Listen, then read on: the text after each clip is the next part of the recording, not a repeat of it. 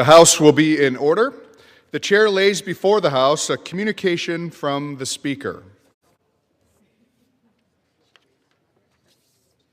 The Speaker's Rooms, Washington, D.C., January 8, 2026.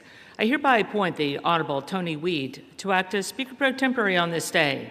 Signed, Mike Johnson, Speaker of the House of Representatives. Pursuant to the order of the House of January 6, 2026, the chair will now recognize members from lists submitted by the majority and minority leaders for morning hour debate. The chair will alternate recognition between the parties, with time equally allocated between the parties and each member other than the majority and minority leaders and the minority whip limited to 5 minutes.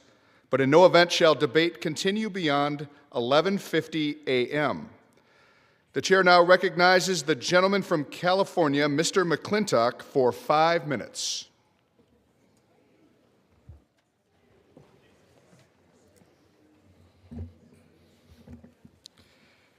Mr. Speaker, there is much to unpack from the arrest of Venezuelan dictator Nicolás Maduro.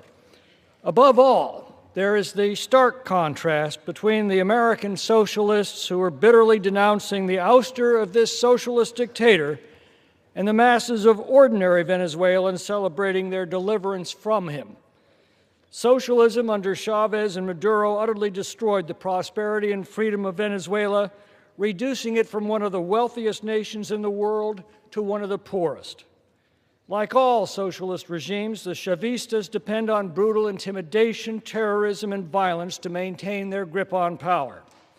A third of the population has now fled that afflicted nation, and with Maduro's ouster, this diaspora of socialism's victims finally see a cause for hope, and they're rejoicing in the streets. This should be a warning to our fellow Americans who are today flirting with the same socialist movement in our own country.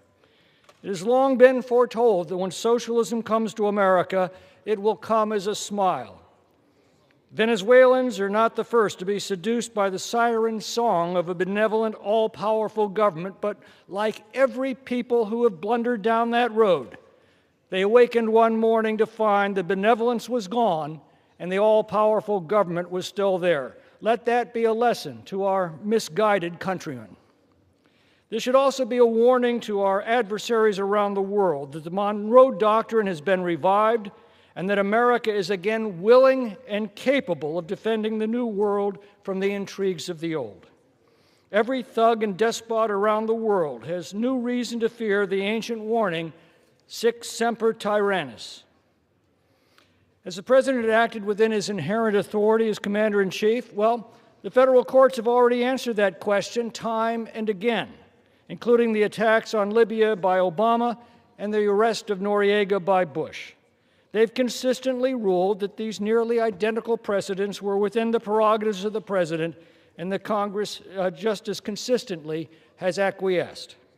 As law professor Jonathan Turley put it, if Obama can vaporize an American citizen without even a criminal charge, Trump can capture a foreign citizen with a pending criminal indictment without prior congressional approval. This is an important debate that goes to the heart of the separation of powers, and one that we ought to have. The Constitutional Convention originally considered giving Congress the exclusive power to, quote, make war. Elbridge Gerry successfully replaced make war with declare war. Madison explained this distinction as leaving to the executive the power to repel sudden attacks. That distinction's been widened over the centuries, and perhaps it's time to take a fresh look at that question of what distinguishes declaring war from making war.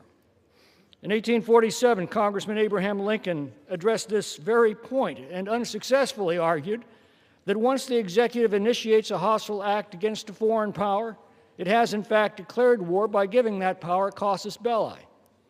Reacting to a military attack is one thing, he said, but initiating an attack quite another. Personally, I think he had a point, and I disagree with the current precedents, although I find it hard to fault the President for acting within them. Restoring the many guardrails that separate executive, legislative, and judicial powers in our Constitution would be a fitting way for Congress to celebrate our nation's 250th anniversary. The Supreme Court's doing its part by restoring the president's exclusive control over executive agencies, and perhaps it will soon restore Congress's exclusive control over tariffs. I certainly hope so. Reasserting Congress's supremacy and the momentous question of war and peace will require a serious and sober discussion in Congress.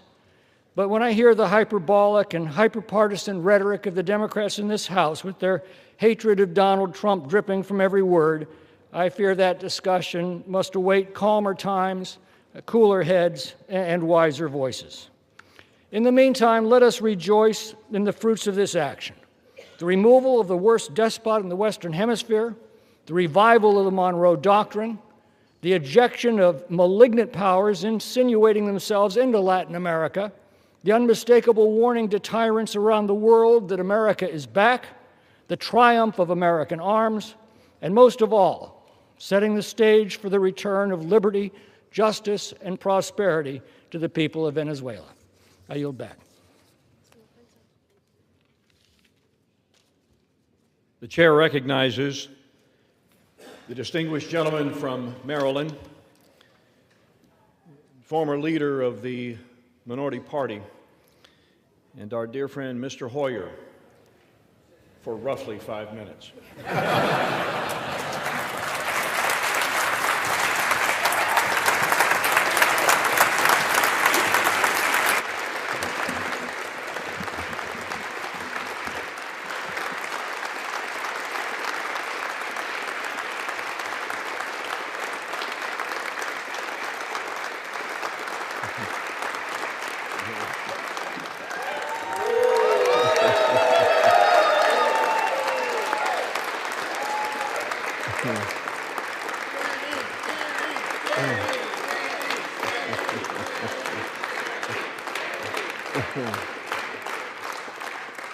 Mr. Scalise, where is my 1 minute when I need it?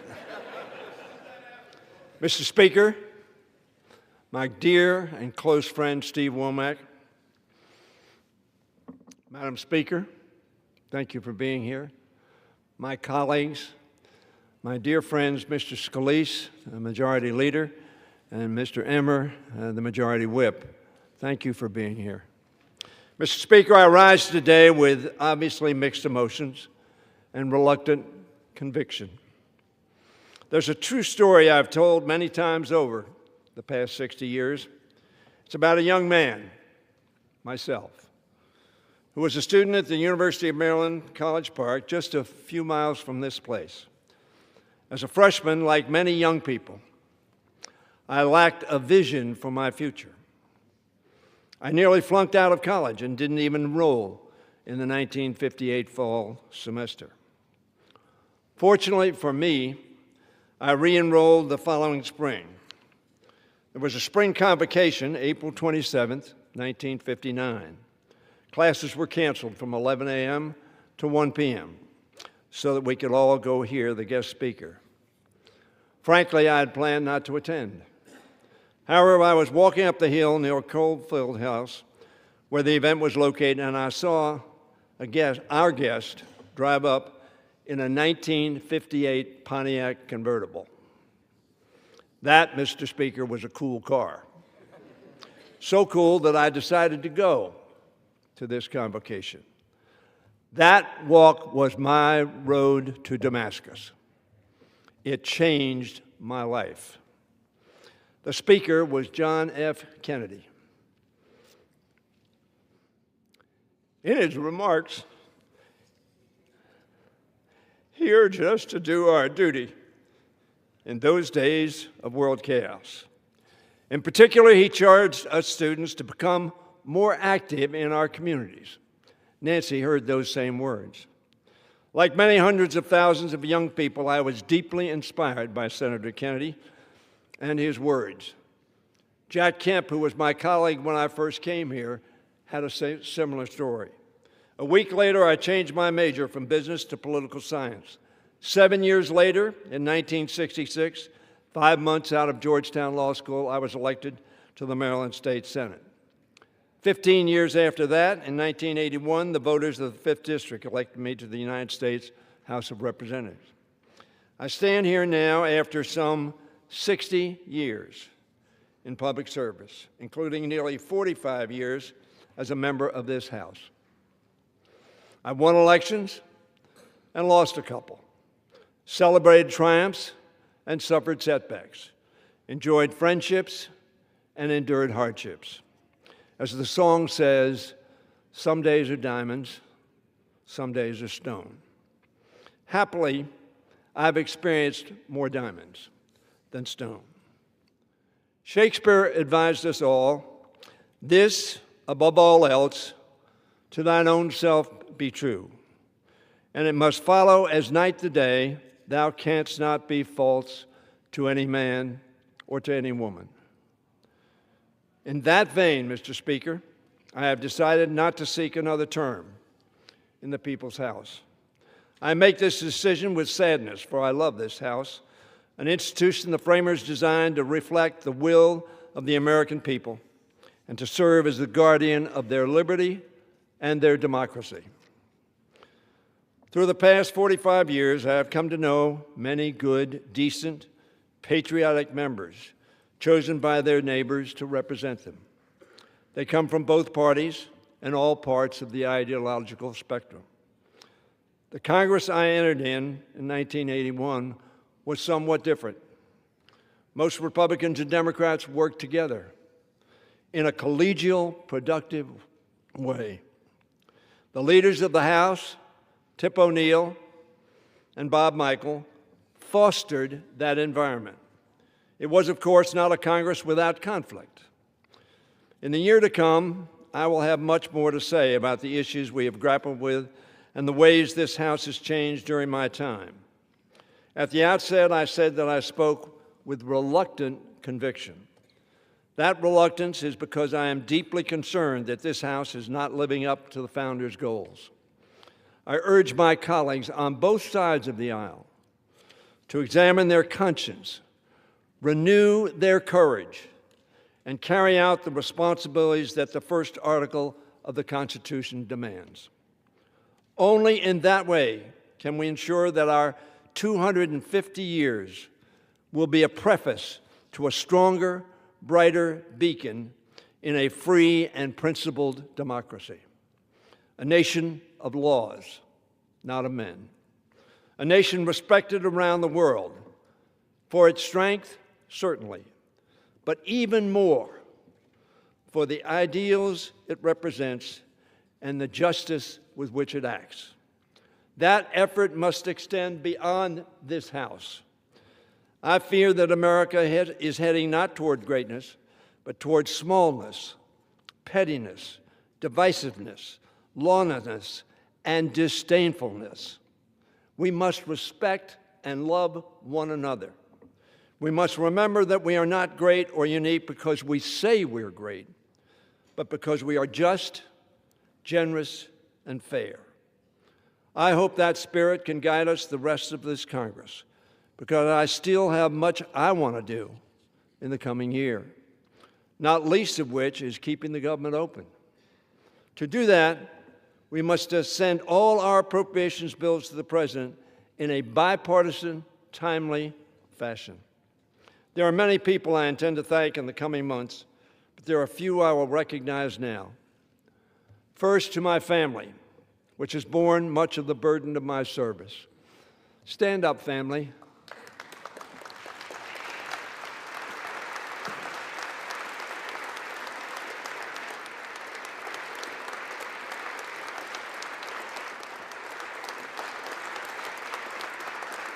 Thank you so much. My late wife, Judy, who died too young and gave so much. My beloved daughters, Susan, Stephanie, and Ann, who paid a price for Dad's absences. To my grandchildren and great-grandchildren, for giving me great joy. My mother, who thankfully lived to see her son become the President of the Maryland State Senate. To my staff, for serving me and their nation with great loyalty and ability. To my colleagues, for trusting me with leadership. To the people of Prince George's County, particularly the African American community, without whom I would not have won my elections. To the people of the 5th District who gave me a majority of their votes 23 times. And to my wife, Dr. Elaine Kaine, who has made my life whole and happy. Thank you, babe.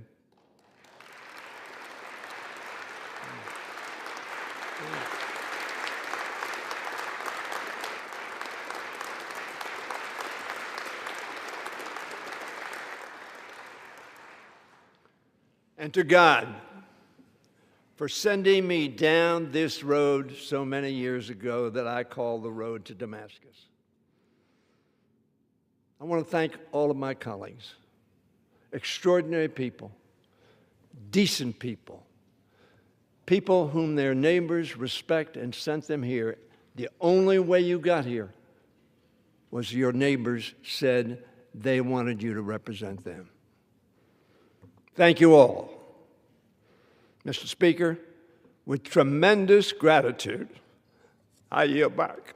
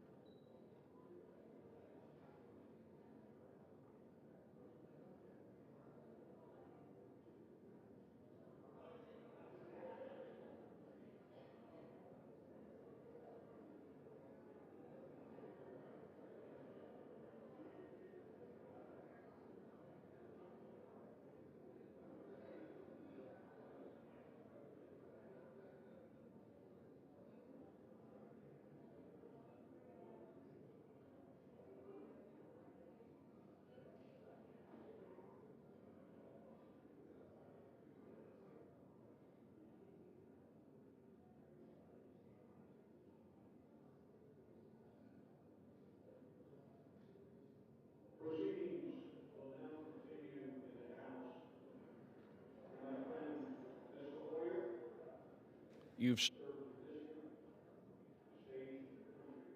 an honor, and the institution wishes you God's.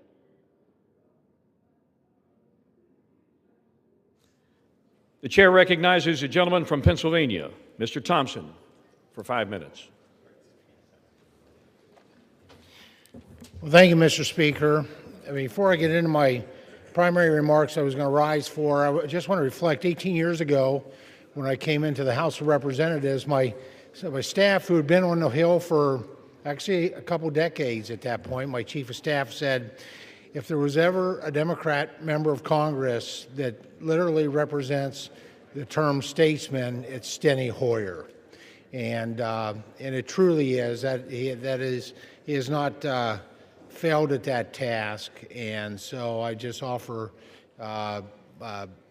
my congratulations to his announced retirement and my thanks for his service as a statesman, especially at a time of what we've been living through of growing divisiveness. So, Mr. Speaker, today I rise to highlight some of the great work my office delivered in 2025 that was reflected in my year-end report. Last year was full of legislative victories, from ensuring more milk options in public schools to making certain our rural schools receive the funding they need. We continue to deliver for Pennsylvania's 15th Congressional District. I was proud to lead the charge to bring whole milk back into our schools, push for the largest investment in American agriculture in a generation, advocate for career and technical education, and establish a federal regulatory framework for digital assets like cryptocurrency. On the policy front, I helped ensure the passage of Secure Rural Schools Reauthorization Act. I secured numerous provisions in the Working Families Tax Cuts Act that benefit American agriculture, as well as a provision authorizing workforce Pell Grants. The Whole Milk for Healthy Kids Act will soon be signed into law, and the House approved both my Digital Asset Market Clarity Act of 2025 and the U.S. Grain Standards Reauthorization Act of 2025. At home, I was honored to nominate 7 exceptional students to our nation's service academies, celebrated a talented young artist, and deliver more than $6.1 million in federal funding for 9 excellent community projects. My office responded to more than 81,000 constituent letters, answered nearly 8,000 phone calls, and closed nearly 1,600 constituent cases, helping folks navigate the federal agencies and federal bureaucracy. The most rewarding part of a representative is helping individuals and families get the assistance they need. Throughout the year, my staff hosts office hours across the 18 counties of the 15th Congressional District to assist constituents with the issues related to Social Security Administration, Department of Veterans Affairs, IRS, and other federal agencies. Appointments are not necessary, and I'm pleased that we're available to help those in need. Personally, I hosted over 1,200 meetings in 2025 and sponsored and co-sponsored 183 bills. Mr. Speaker, as many around the Capitol complex know, I often come to this floor to share good news from Pennsylvania's 15th Congressional District. And I spoke 91 days on the House floor in 2025, delivering 120 speeches. And I'm glad to have had the ability to communicate with my constituents in this way and to recognize their achievements. I thank the people of the 15th Congressional District for allowing me the privilege to be their voice in Congress, and I firmly believe that our best days lie ahead. And I look forward to working hard in 2026 to continue to earn their support. Thank you, Mr. Speaker, and I yield back the balance of my time. The chair recognizes the gentlewoman from California, Ms. Pelosi, for 5 minutes. Thank you, Mr. Speaker. Mr. Speaker, today is a day of joy, but also a day of some sadness that our great leader, Steny Hoyer, has announced his retirement from the Congress. You still have another year, Steny. You still have another year, and I know a lot will come. I join you in saluting Elaine and Stephanie and Susan and Judy. We loved Judy when she was here, and now we rejoice in your happiness with Elaine. My colleagues, we all know that Steny Hoyer has been a pillar of strength for the House of Representatives and a champion for the people of Maryland for more than 4 decades. His patriotism, mastery of the legislative process, and steadfast commitment to America's working families have left an indelible positive mark on our nation. Steny has been a steady presence in our caucus and the Democratic leadership and a valued colleague. He has been a great leader in bipartisanship in this body. He spoke of it in his remarks, how it was when he came here. And it was at that time when many of us were here at that time when we didn't get along because we always agreed. We got along because we respected the differences that we brought representing our districts. And it was a very positive time which he hearkened us back to and challenged us to return to. Thank you, Steny. His deep knowledge of the institution, respect for its traditions, and commitment to public service have earned him the admiration of colleagues on both sides of the aisle. Personally, Steny has been not only a trusted partner in leadership, but a true dear friend. He mentioned the presidency of John F. Kennedy. When President Kennedy was president, Steny and I worked in the office of Danny Brewster of Maryland. That's when I got to know him. I was just out of school. He was in law school, and sadly, we saw the assassination of the president, and that was a horrible thing. As he concludes his extraordinary leadership and service in the Congress, we celebrate his legacy of decency and devotion to our country. He has been just so remarkable. Our gratitude to him and his family is boundless, and we're with them, wish them every happiness in the years ahead. Steny, you have been a leader to us. You have been a mentor to many.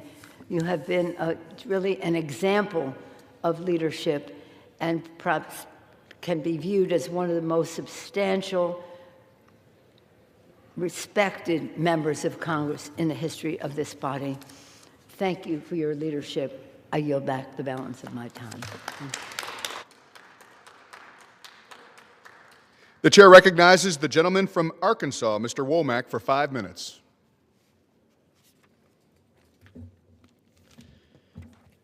I, too, want to offer my personal thanks and congratulations to my dear friend, Steny Hoyer, on the announcement that he has made today, and we wish him the very best. Mr. Speaker, I rise today to pay tribute to a great friend and a fellow Northwest Arkansan, Doug McMillan, who at the end of this month steps away from a 12-year run as Chief Executive Officer of Fortune 1, Walmart, in Bentonville, Arkansas. His is a story of incredible American success. Much like the company he has led, his journey started with humble beginnings. At 16, Doug's family moved from Jonesboro, Arkansas, to Bentonville. The eldest of 3 children, Doug was a guard on the Bentonville High School Tiger basketball team. I had the privilege of watching him play high school sports. No way of knowing where his dreams and ambitions would take him. He began his career at Walmart as an hourly associate in 1984, picking orders and unloading trailers in the warehouse. He attended the University of Arkansas and worked part-time at the Bank of Bentonville. Later, he enrolled in the MBA program at the University of Tulsa.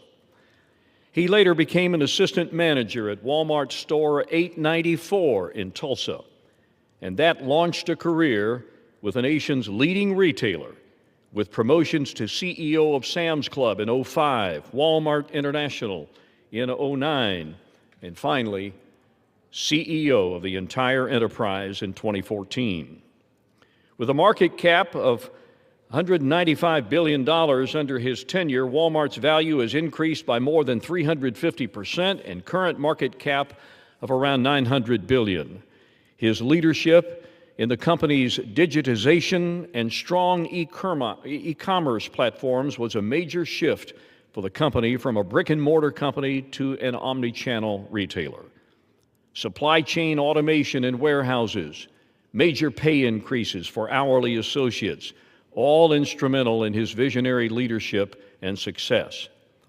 Mr. Speaker, I could speak volumes about Doug McMillon's legacy, but suffice it to say his quiet and patient demeanor, his bold and innovative leadership, and his commitment to the shareholders and associates of Walmart make him one of America's true success stories.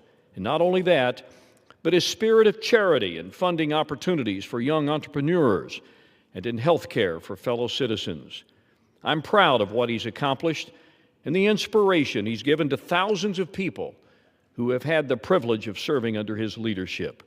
Mr. Speaker, I know Doug McMillon well enough to know that he'd be embarrassed by all this fuss that we're making about him.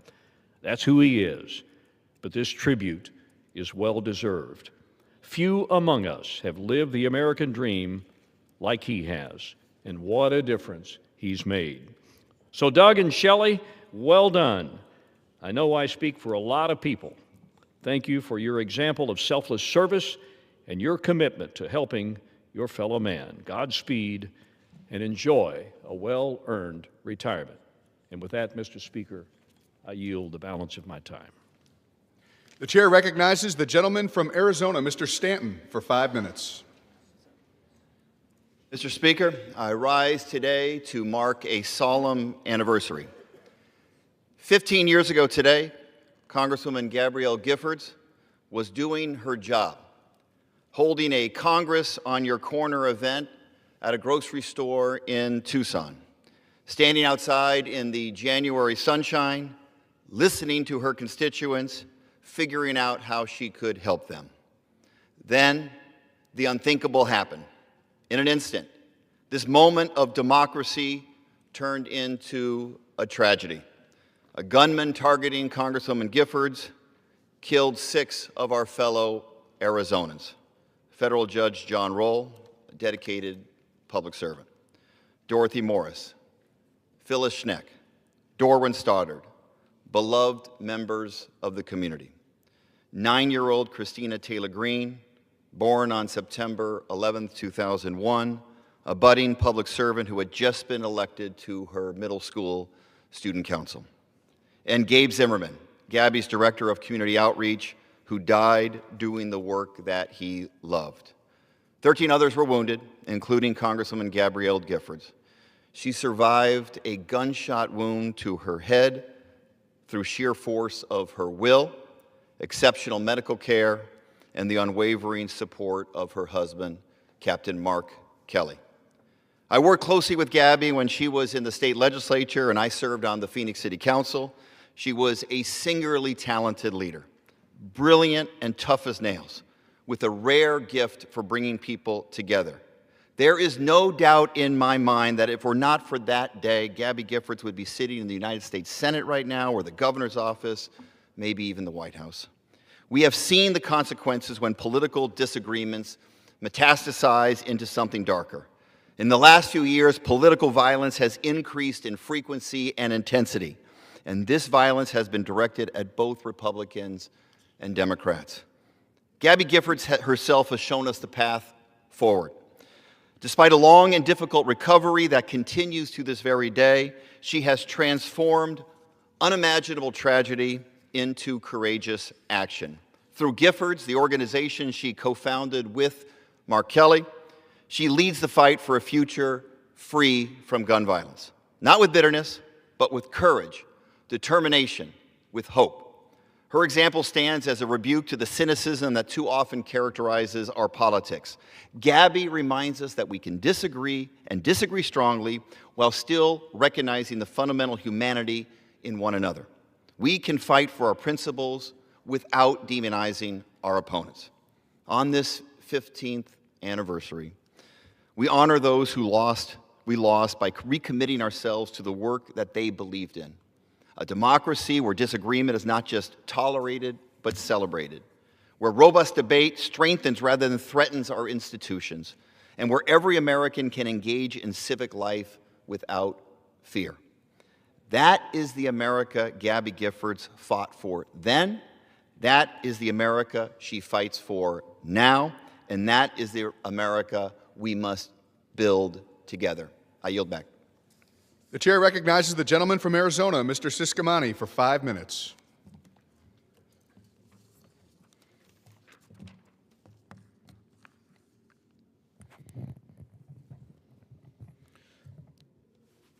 Thank you, Mr. Speaker.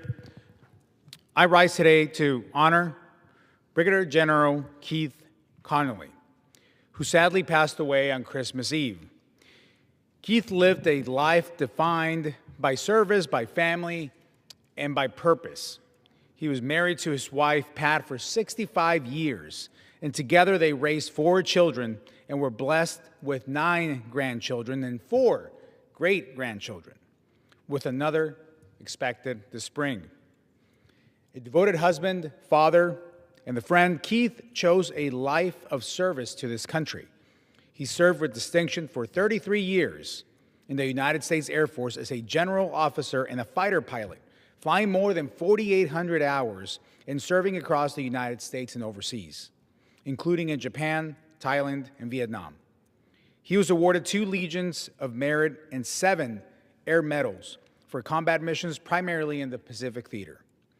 After retiring to Tucson in 1990, Keith continued serving veterans at Davis-Monthan Air Force Base, volunteering more than 23,000 hours over 26 years, helping veterans navigate VA claims. He also recruited and mentored volunteers, assisting thousands through tax assistance programs, and shared with passion for aviation through the Pima Air and Space Museum. In 2016, Keith was inducted into the Arizona State Veterans Hall of Fame in recognition of his many years of volunteer service. It was an honor to recognize General Connolly as part of the initial Veteran Servant Leader Award that I have the pleasure and the honor of conducting every year. General Keith Connolly's life reflected deep love for his family, his community, and his country. His legacy of service will endure. Thank you for your service, sir. Rest in peace.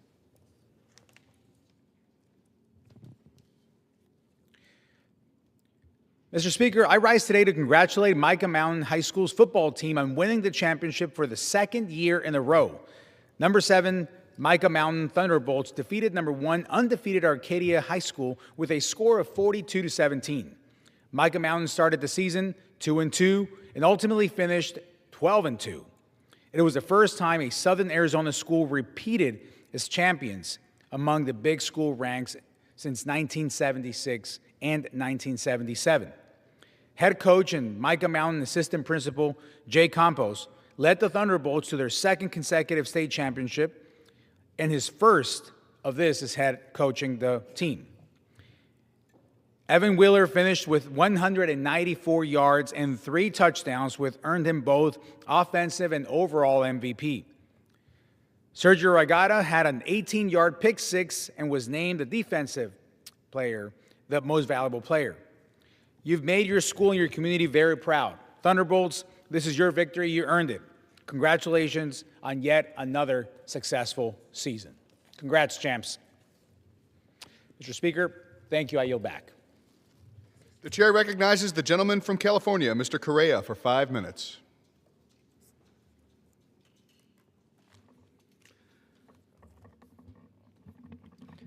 Thank you, Mr. Speaker. Today, I rise to celebrate the memory of one of my constituents, Dolores Owens. She came to Santa Ana 60 years ago when she married Dewey Flournoy. And together, they raised 5 boys. After Dewey's passing, Dolores later married Nettie Owens and continued to build a life rooted in love, family, and faith in Santa Ana. Dolores was a strong and active woman, always cooking for her family, even at the age of 92. And she had a deep love for the Word of God and a heart for the giving, donating to community, and whenever she found anybody in need, she would give, no questions asked. She was a true example of a strong woman and a loving mother who took care of everybody in her community.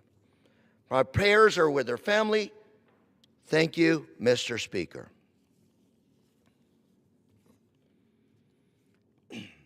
Mr. Speaker, today I rise to recognize the winner of the 2025 Congressional App Challenge in my district, Xiong Yi.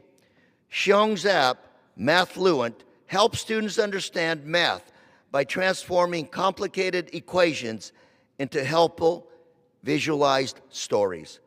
Users can input an equation or a problem, and MathFluent will generate a story or art piece that helps explain the solution. Jeong is a student at Fairmont Prep Academy in my home city of Anaheim, and he is a perfect example of the 21st century students are incorporating technology into their education experience. Today I say congrats, Jeong. Congratulations, well-deserved. Thank you, Mr. Speaker.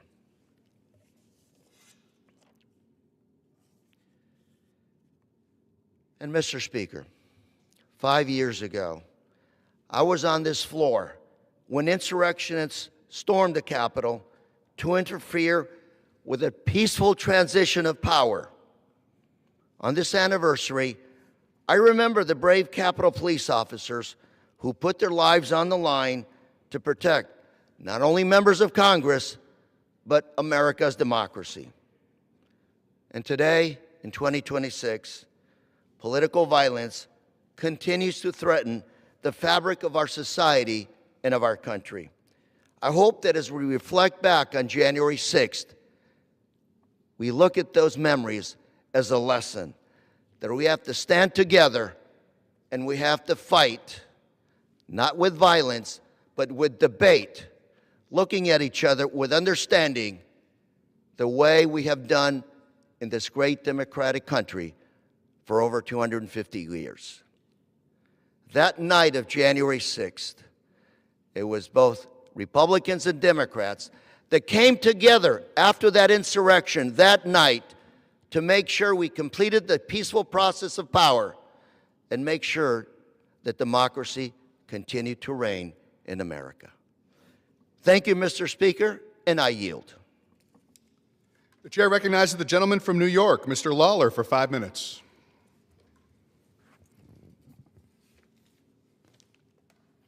Thank you, Mr. Speaker. I rise today to recognize the incredible career of Jim Monahan, a dedicated public servant who has spent a lifetime serving the people of Stony Point. Jim's public service began with a 29-year career in the New York City Police Department, where he rose to the rank of lieutenant.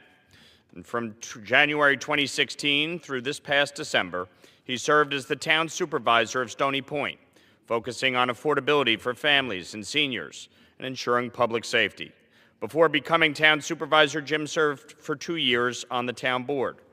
A lifelong Rockland County resident, Jim and his wife Jackie have lived in Stony Point for 30 years with their 2 children and now their grandchildren.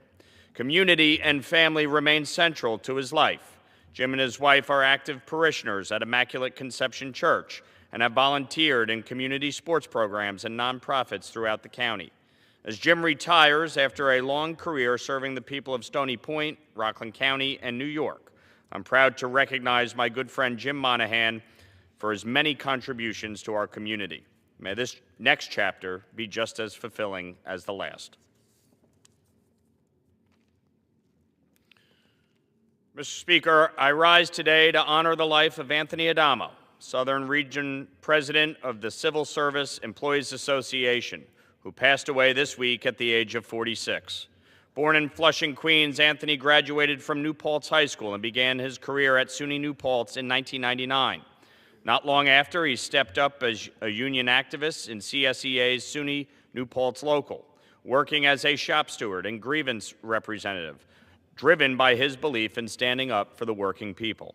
In 2009, Anthony was elected as the local president, a position he held for 10 years, during which he also served as the chair of the union's statewide political action committee. In 2019, he became Southern Region President and was reelected by his peers again in 2024. Additionally, Anthony served as an AFSCME delegate and vice president of the New York State AFL-CIO. Anthony embodied the very spirit of union leadership, passionate, hardworking, and unwavering in his commitment to others. His legacy will live on through the countless lives he touched and the workers he proudly fought for. He was a great friend, an honest broker, and a true New Yorker. I will miss my friend dearly, and may he be at peace. Mr. Speaker, I rise today to honor the life of John Spo Esposito, a remarkable young man from my district. John passed away peacefully on December 28th at just 25 years old. John grew up in Somers, New York, where he graduated from Somers High School in 2018. A proud student athlete, he was a member of the 2016 New York State Championship varsity football team, as well as the track and basketball teams, forming lifelong friendships. John went on to attend Manhattanville University, earning his business degree in 2023. He pursued his entrepreneurial spirit by working at B&E Sports Collectibles and starting his own business, Eye on the Ball Sports Collectibles, alongside his brother Joey, combining his love of sports with his ambition and his family. Beyond his accomplishments, John was defined by his heart. An avid Yankees fan, he remained deeply connected to his community as a member of the New York Bombers, a blind beat baseball team, and showed us all what it means to persevere with humor, courage, and grace. My deepest condolences go out to John's parents, Joe and Patty, his brothers Joey and Michael, and everyone who had the privilege of knowing him. May God bless his memory.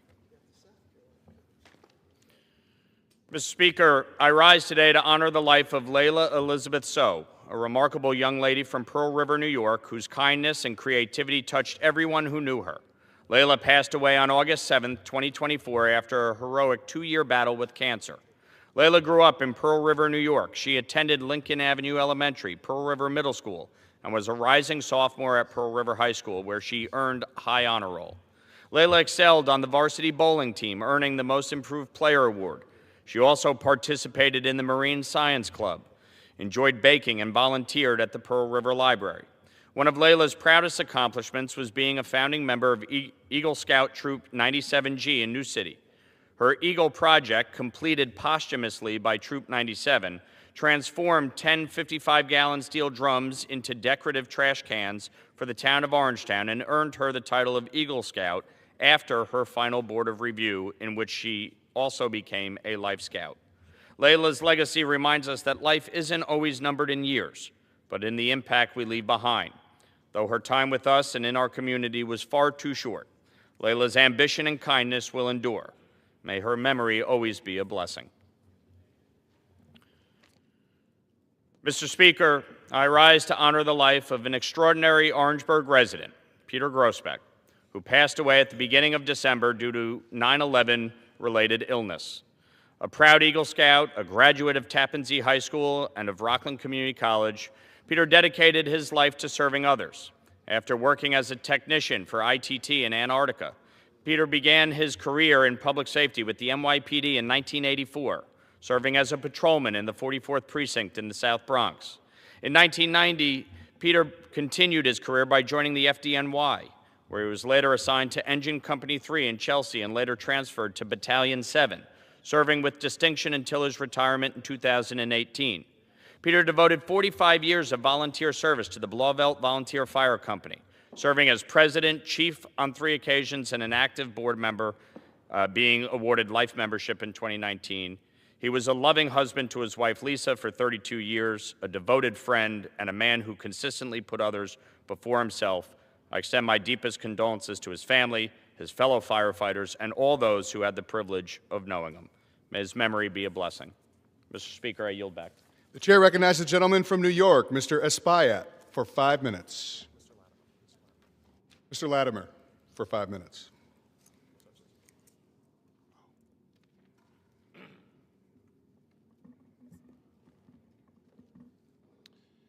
Mr. Speaker, I rise today to recognize National Blood Donor Month, which takes place each January, and to thank our fellow Americans who voluntarily donate blood. As a proud blood donor myself, I want to commend the New York Blood Center and all the community blood centers across the United States that provide a lifeline to people and patients in our hospitals. This week, the center declared a blood emergency. A single blood donation can save up to 3 lives, making the work of our community blood centers and the generosity of the employees and the volunteer blood donors who contribute their work extremely important. NYBC has been serving New Yorkers with life-saving blood products since 1964. Today, as part of the New York Blood Center enterprises, that mission extends far beyond New York. Together, they serve 75 million people and provide 1 million blood products annually to over 400 hospitals. From newborns and their mothers to cancer patients and trauma victims, community blood centers provide patients with the blood that keeps them alive. This month, and always, I thank them. Mr. Speaker, let me salute the work of those who are leaders and members of the Portchester Historical Society. Their volunteer efforts have kept alive the memories and stories of the years past that represents the foundation of the village of Portchester today. Led by President Jordan Allen, the Society has maintained the historic Bush Lion Homestead and has been able to follow through with a host of different items for this building that was built in 1760, involving the community and activities at that site, celebration of historic dates, fairs and festivals, and important seminars. This month, in concert with the Village of Portchester and Westchester's Revolution 250, the Society co-sponsors an evening with Benjamin Franklin. The Society co-sponsors that evening, and he will visit us from the 18th century to tell us a little bit for us in the 21st century. Also this month, the Historical Society hosts a workshop on research and genealogy for interested adults who want to do their own family research. The energy and resources activated by those in the Society, Kiki Short, Tony Sacco, Carolee Breakwood, Mike DeVittorio, Lou Russo, Joanne Ballantoni, and others, is one more example of everyday Americans doing their part to advance the story of America. From the floor of the House of Representatives, we salute the Portchester Historical Society. Mr. Speaker, I rise today because this week I'm proud to introduce new legislation to protect drivers from dangerous electric vehicle battery fires with my colleague, Congressman Brian Fitzpatrick of Pennsylvania. This bill, called the Electric and Hybrid Vehicle Battery Safety Act of 2026, H.R. 6948, comes in response to several fatal EV accidents which occurred in my district. The accidents involved extremely hot and difficult-to-fight chemical battery blazes and have led to loss of multiple lives. I became aware of the lack of standards governing EV battery design and heightened risks to passengers in EV accidents, including electrical door releases becoming disabled and lack of information on EV firefighting techniques and exposure to chemical toxins from those fires. This bipartisan bill addresses all of those issues, requiring the U.S. Department of Transportation standards for battery safety, mandates for mechanical door releases, disseminating best practices for firefighters to tackle these runaway blazes, and requiring a study by HHS on the health risks to firefighters.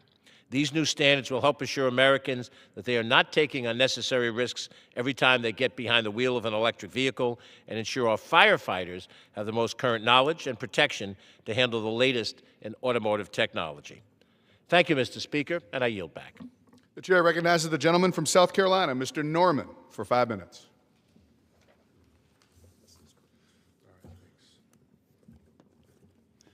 Thank you, Mr. Speaker. I rise today to recognize an exceptional public servant, David McMahon, whose career reflects unwavering leadership, unwavering patriotism, and a true commitment to the security of America. Dave has spent much of his life in service to the state of South Carolina.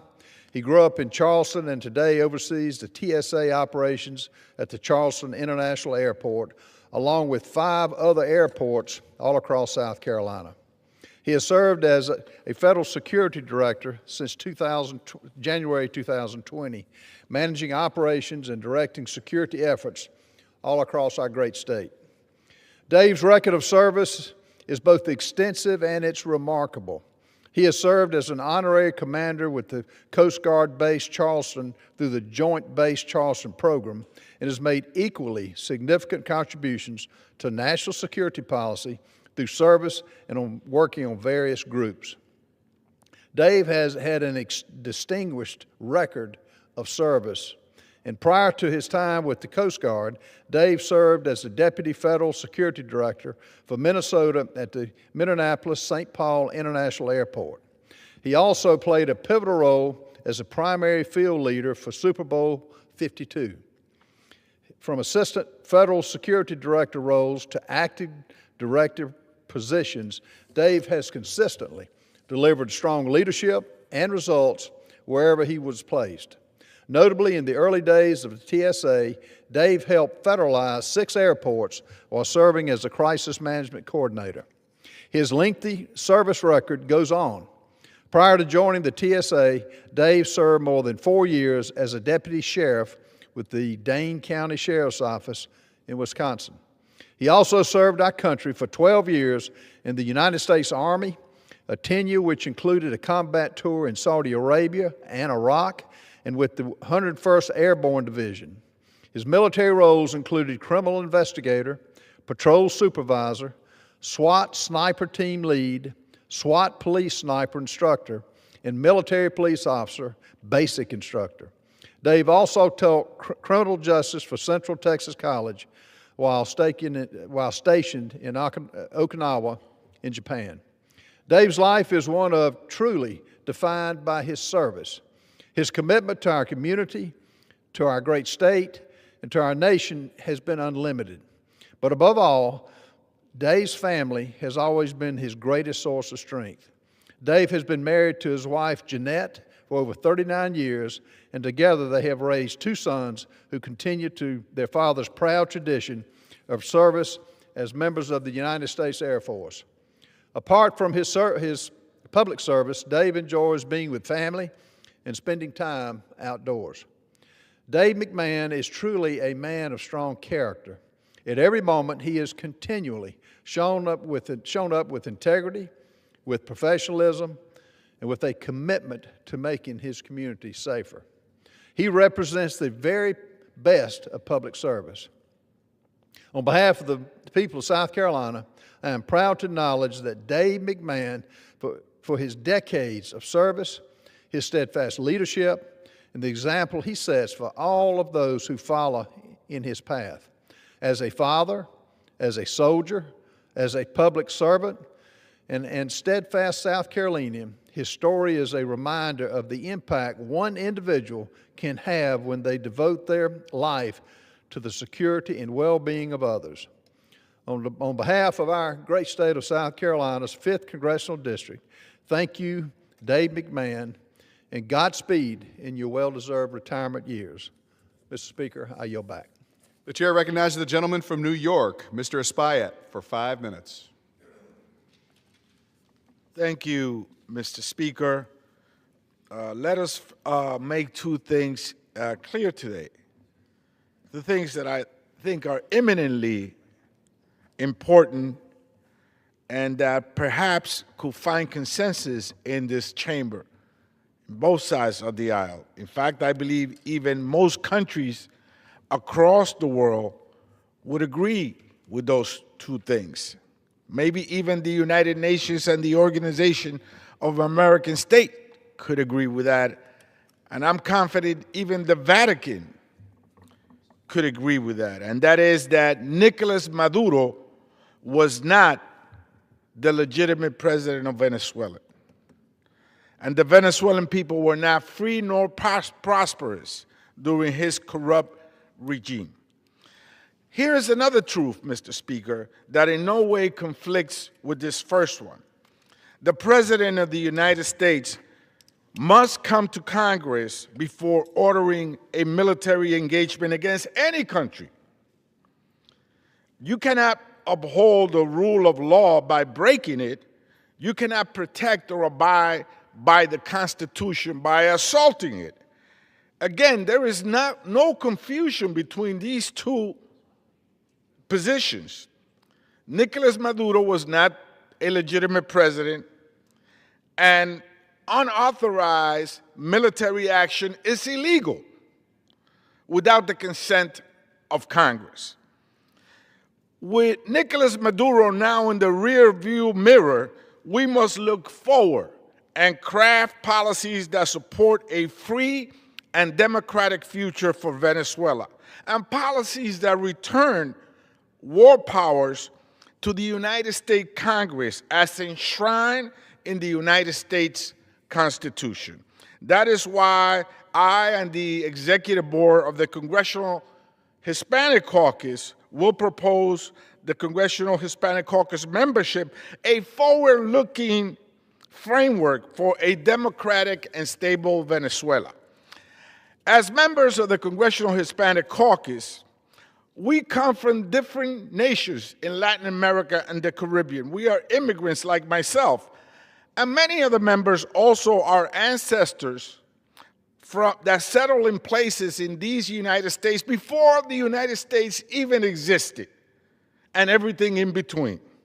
But we share, like most Americans with roots from all over the world, a special connection to Latin America and the Caribbean. Hence, we have crafted a series of recommendations, a roadmap, if you may, to democracy and prosperity for the people of Venezuela. Our first priority is to support a free and democratic Venezuela. That means rejecting authoritarian governance, whether the orders come from the Miraflores Palace or the White House. The Venezuelan people deserve institutions that are accountable, transparent, responsive to their will, and a restoration of democracy through timely and legitimate elections that reflect the voices of the Venezuelan people themselves. But this is not just about the Venezuelan people. This is ultimately also about the American people. And the American people deserve a government that preserves, protects, even respects our own rule of law, our own Constitution. That is why we reject any further U.S. military intervention without congressional authorization. If we are together as a nation to put our men and women in uniform at risk, our Constitution wisely demands that the decisions be made by the representative of those people. It may well be that Congress will have voted for or against an intervention, but ultimately it is Congress that should do it. Now that we are so deeply involved with Venezuela, we must act according to our principles. That means ensuring humanitarian protections at home and abroad for the Venezuelan people, victims of tyranny for so long. At home, that includes extending TPS. We cannot deport people to a nation where our actions have set off a new wave of repression. In Venezuela, that means pushing an end to that repression. It means the release of political prisoners, including journalists and civil society leaders. It means freedom of expression, freedom of the press. We must also ensure that Venezuela's future is decided by Venezuelans. Our future is also in balance. Mr. Speaker, we're not a nihilist nation. Mr. Speaker, we're a nation of values, principles, and laws. We must act as one. And I yield back. Gentleman yields. The chair recognizes the gentleman from Kansas, Mr. Mann, for 5 minutes.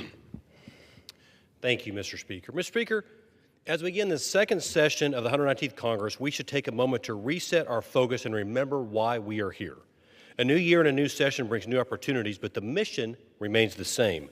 Kansas sent me to Washington, D.C. to deliver results for the people of the Big First District, and that is what I will continue to do.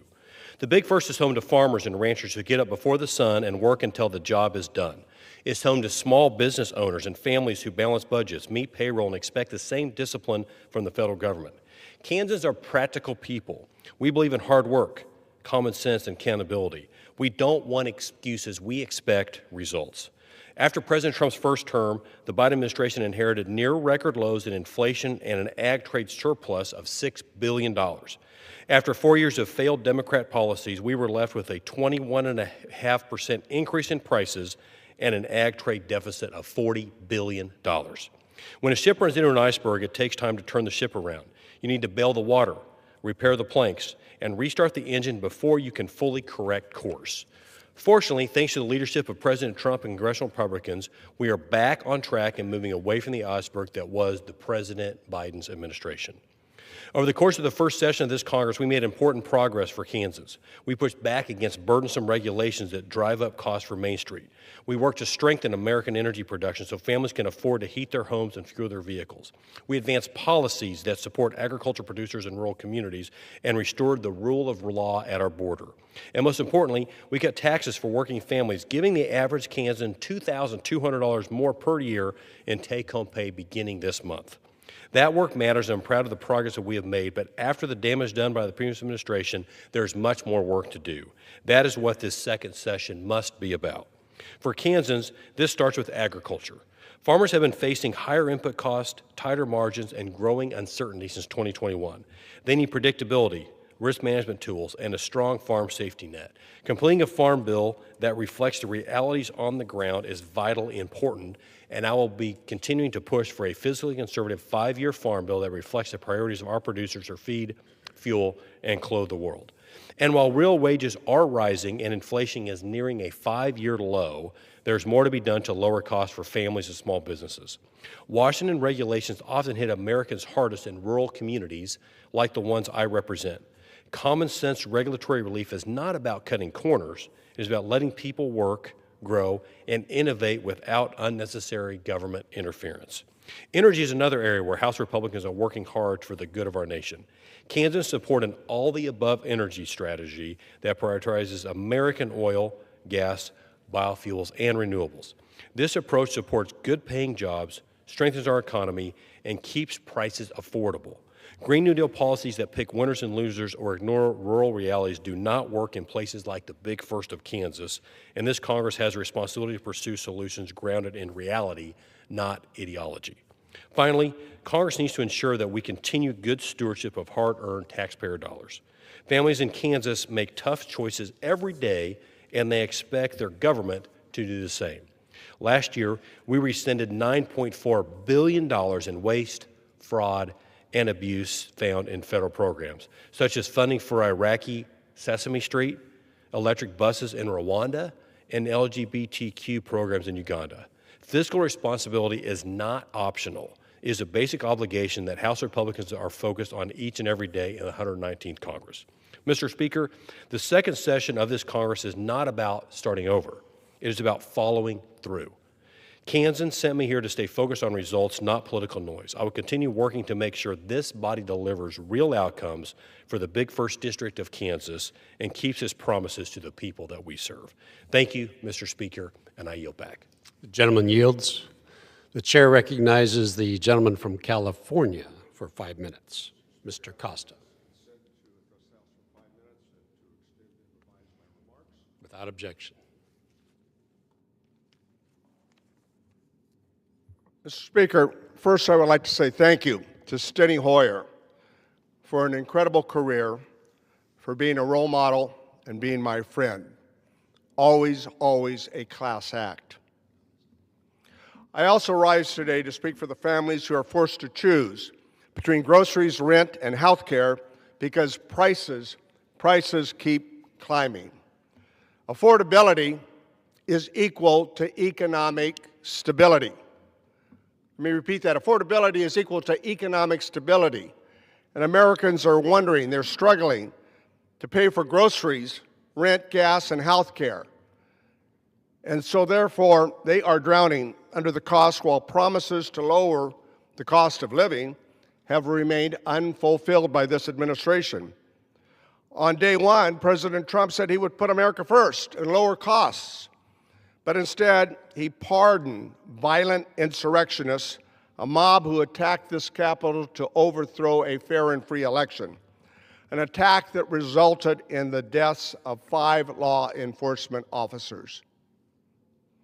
We were promised America first, but we're seeing is a majority of Americans who have been polled on whether we are headed in the right track or the wrong track believe that we are on the wrong track. This administration has prioritized costly foreign entanglements without transparency of congressional approval, while working families pay the price at home. Instead of protecting the economic well-being of Americans, we are seeing the following: tariff policies that are increasing the cost of essential goods. My farmers are struggling as well as American consumers. Healthcare costs skyrocketing for millions, critical programs that help families stay afloat under attack, and the cuts in Medicaid and the Affordable Care Act, as well as SNAP and other programs, are taking its toll. Take healthcare as an example. The enhanced premium tax credits that help millions afford coverage are now expired. In California, new enrollments are down 31% last year. Nearly 190,000 families have canceled coverage because they are no longer affordable. Middle-class Americans are earning more than $62,000 are no longer eligible for the federal premium tax credits, doubling cancellations from 8 to 16%. Californians are switching to bronze plans to save premiums, but these plans carry higher deductibles. From pregnancy care or cancer care treatment, costs can more than double compared to silver plans. In my district, over 65,000 families risk losing Medicaid, and another 22,000 families will face higher premiums and out-of-pocket costs. Nationwide, nearly 100,000 American families could lose their coverage each year if Congress fails to act. And last year, the Republicans passed a partisan bill that failed to renew the essential premium tax credits, forcing millions of Americans to pay higher costs this year, even though a bipartisan solution is at hand, and families, therefore, unfortunately, are left waiting. Americans are also struggling with the rising cost of energy, transportation, and other critical services. What we need are bipartisan solutions that create jobs, lower costs, and increase enhanced premium tax credits so millions of American families can afford their health care. What we need is bipartisan legislation that will help rural home ownership. The Continuity Act that I'm carrying legislation that will reduce financing costs. Passing bipartisan legislation on permitting reform to get infrastructure like energy, transportation, and housing projects more quickly approved for working families. Mr. Speaker, we need bipartisan solutions, and they are clear. Congress must act now to ease the costs, expand access to health care, and to invest in the future of our communities throughout the country. The cost of living is not a partisan issue. It's not. It's a matter of fairness, security, and justice. From groceries to gas, from rent to health care, Americans cannot afford to wait any longer. Mr. Speaker, it's time that we get together. It's time for Congress to act in a bipartisan effort to renew the sense of Congress as the people's house, that we can work together. It's time, Mr. Speaker, for Congress to act, and America's people, our American citizens, our constituents, must come first.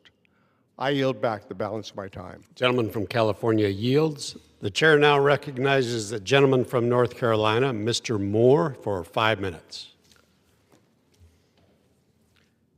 Thank you, Mr. Speaker. I rise today to honor the life and service of Carl J. Stewart, Jr., a proud son of Gaston County, North Carolina, and a former Speaker of the House for the North Carolina House of Representatives, who passed away on December 23rd at the age of 89. Carl grew up in a working-class family as the son of 2 Firestone Mill employees. He earned a scholarship that helped him attend Duke University and Duke University Law School. He then went on to serve in the North Carolina House for 13 years and made history as the first elected Speaker serving 2 consecutive terms. Throughout his life, Carl combined a legal work and had an absolutely great law practice, a very well-respected attorney in our area, along with a lot of public service even outside of serving in the legislature. He held leadership roles on the North Carolina Board of Transportation, the North Carolina Economic Development Board, the North Carolina Ports Authority, as well as the North Carolina Ethics Commission. His legacy lives on in the infrastructure and educational access that he helped build, especially at Gaston College. For 6 decades, Carl Stewart served the community college, first as a business law instructor, then as legal counsel, forming a partnership with college presidents and board members rooted in innovation, integrity, and unwavering commitment to student success.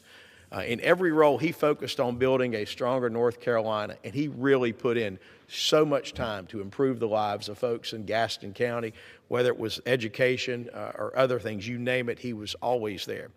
And I'll tell you one thing about Carl, he never lost sight of where he came from, and he spent his life helping.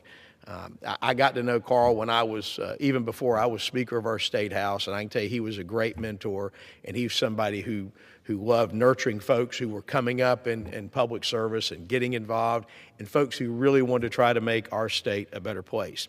And I'm going to tell you, North Carolina is a better place because of Carl Stewart's work and his example. I join our community in mourning this tremendous loss. I ask that you keep his family in your thoughts and your prayers in appreciation for all that he has done for so many in our great state.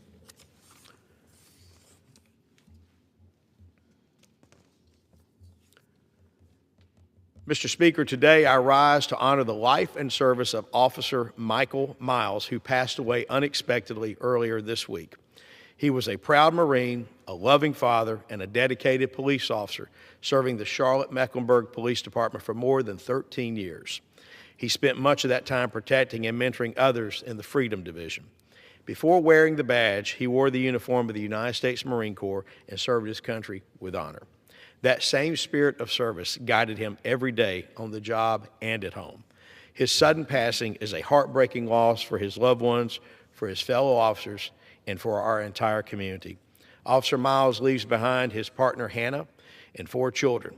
I ask my colleagues to join me in lifting up this family in prayer. With that, Mr. Speaker, I yield back. Gentleman from North Carolina yields.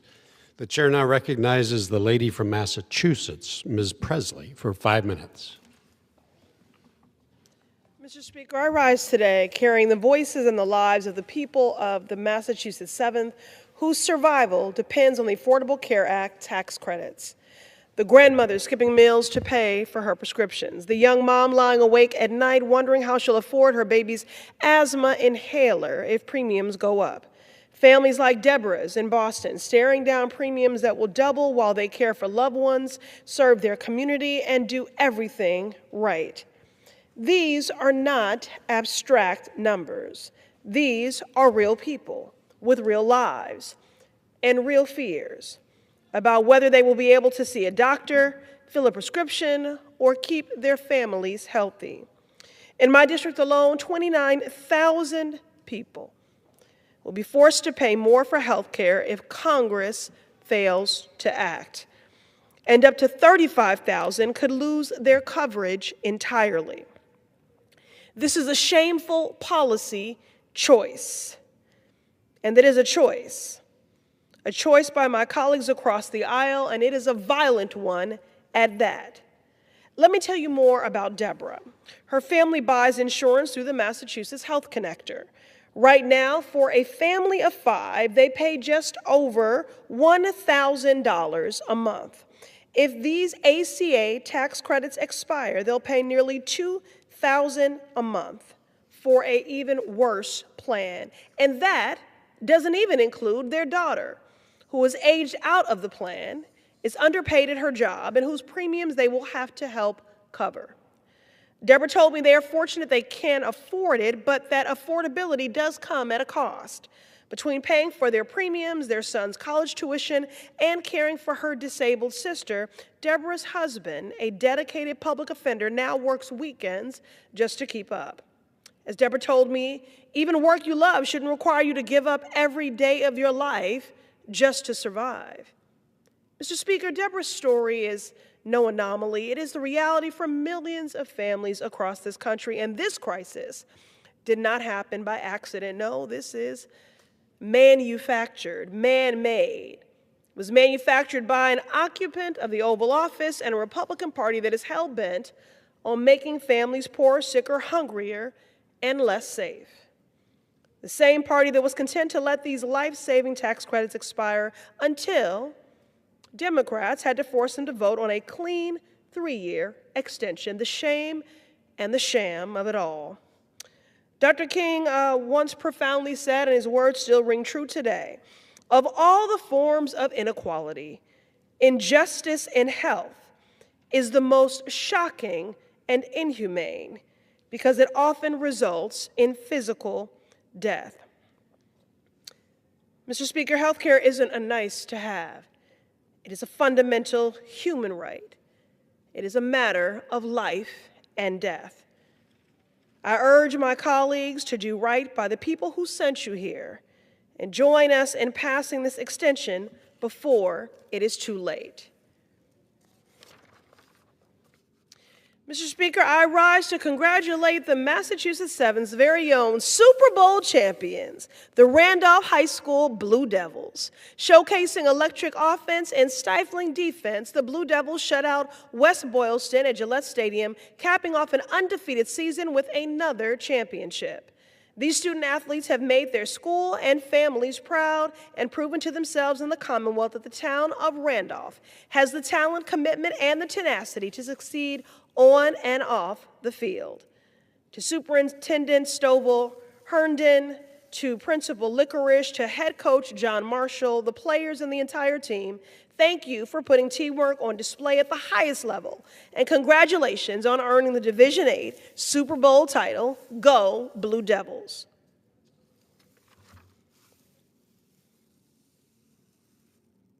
Mr. Speaker, I rise today to celebrate the life and legacy of Alice Wong.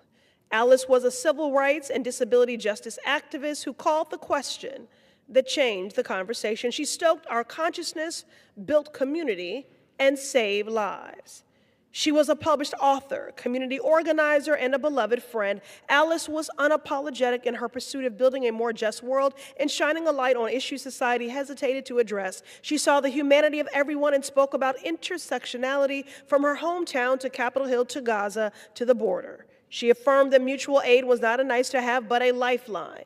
She loved science fiction as it gave her the ability to think of a world where choices weren't limited because of a person's disability. And she gave us all permission and fortitude to dream of what is possible.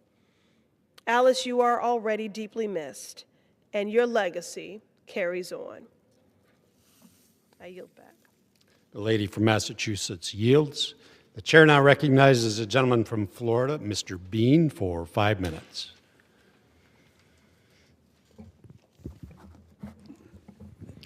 Thank you very much, Mr. Speaker. Mr. Speaker, some achievements don't just earn applause, they open the door for others. Today we honor someone who's done just exactly that. Miley Meredith, the first female Eagle Scout in Nassau County, Florida.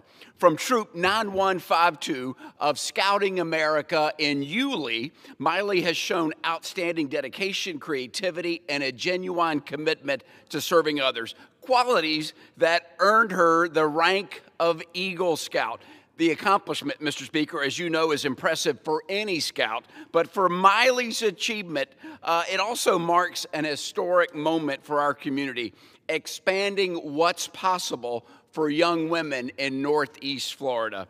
As part of her service project, Miley devoted more than 155 hours installing a 25-foot flagpole and creating a 6-foot mural for the Yulee Lions Club, strengthening a valued community organization. On behalf of the Florida's 4th Congressional District, I proudly congratulate Miley Meredith, an Eagle Scout whose achievements are earned and deserve applause, and whose example will continue opening doors for others. Mr. Speaker, I yield back. Gentleman from Florida yields. The chair now recognizes the gentleman from Florida, Mr. Frost, for 5 minutes. Thank you, Mr. Speaker. Americans are in a state of total desperation. For weeks, Floridians have been calling my office in tears. They are looking at their budgets with panic while President Trump rips away their health care, sends ICE to neighborhoods, deploys soldiers to new global conflicts, and floods billionaire and mega corporations with free money. People cannot pay their bills. And Republicans here in Washington, D.C. are totally unfocused, busy defending the latest cruelty done by the administration. Healthcare open enrollment ends next week. Enrollment is down. Americans can no longer afford their coverage. We are in a healthcare crisis.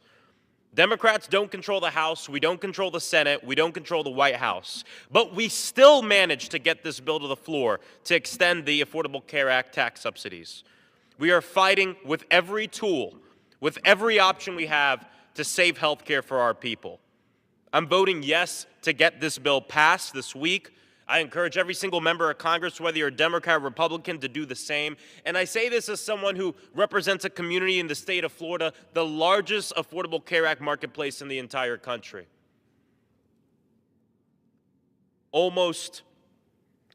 We have millions of people in the state of Florida that will be impacted by this.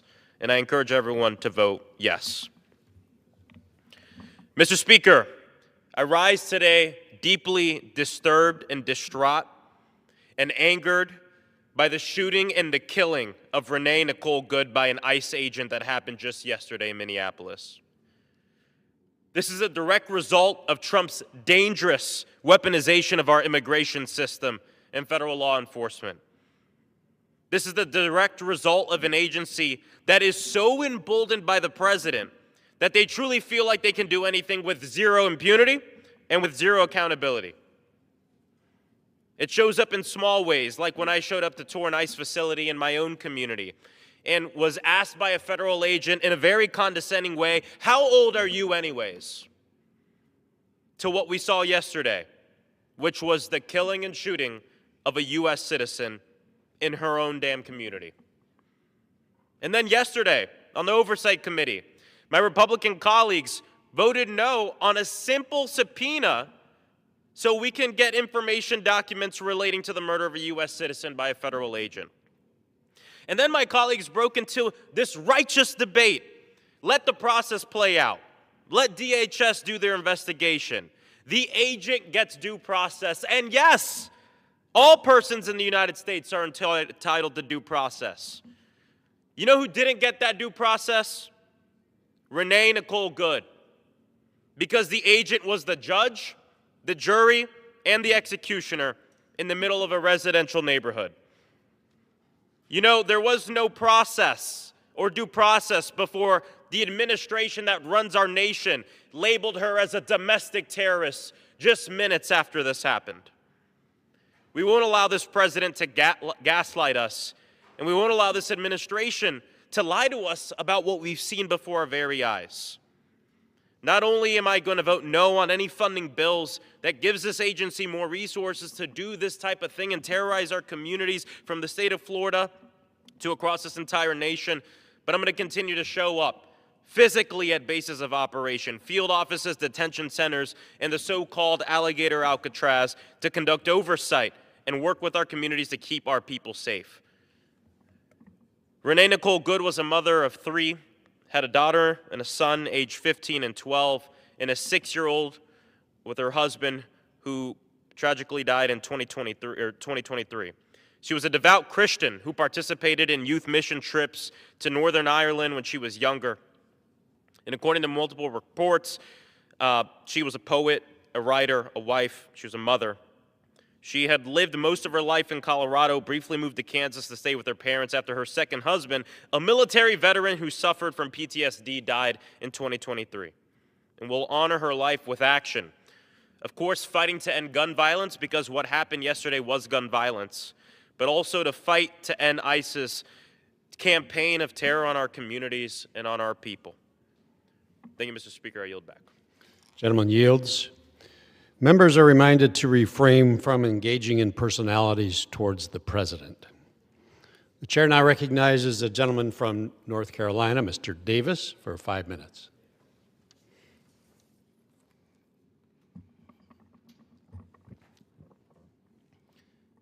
Mr. Speaker, Governor James Baxter Hunt Jr.'s story is inseparable from North Carolina's. From humble beginnings growing up in Wilson County, North Carolina, to his historic service as our lieutenant governor and first election as governor at 38 years old. He served 4 terms as our 69th and 71st governor. North Carolina's longest-serving governor was a farmer, and he loved North Carolina State University, diehard, although he later completed law school at UNC Chapel Hill. Governor Hunt believed that public service should lift up people and create opportunities for everyone. His unwavering dedication to education changed the lives of countless children and families. Through heartfelt initiatives such as Smart Start, early childhood education, teacher support, and school accountability, he helped generations of children have a stronger foundation and a brighter future. Beyond policy and politics, Governor Hunt led with honesty, with humility, gentleness, and genuine care for others. He believed that the government, guided by fairness and compassion, could be a force of good.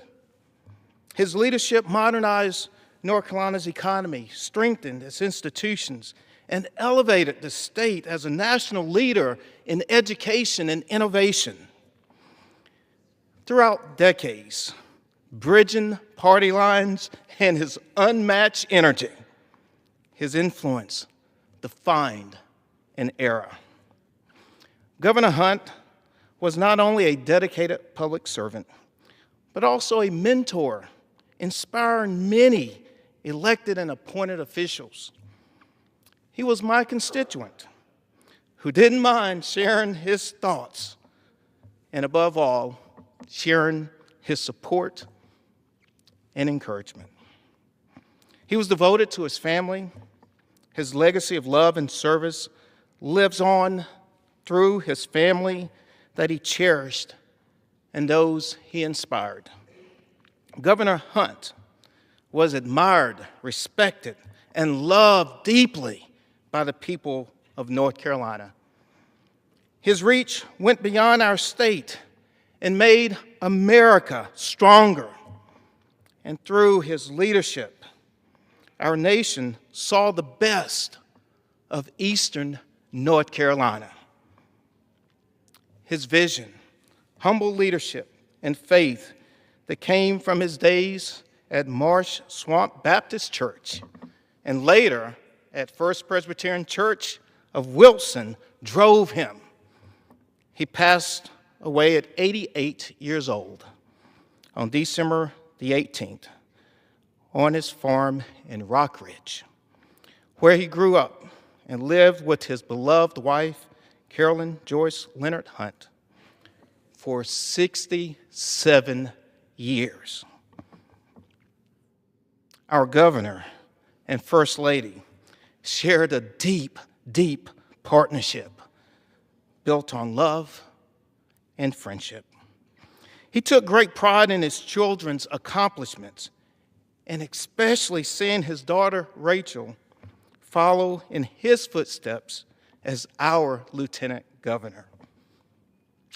Carolyn, Rebecca, Baxter, Rachel, and Elizabeth, our hearts are with you. North Carolina will miss one of its greatest public servants. His family will miss a beloved husband, brother Robert, father, and grandfather. And I will personally miss a dear friend. I yield back.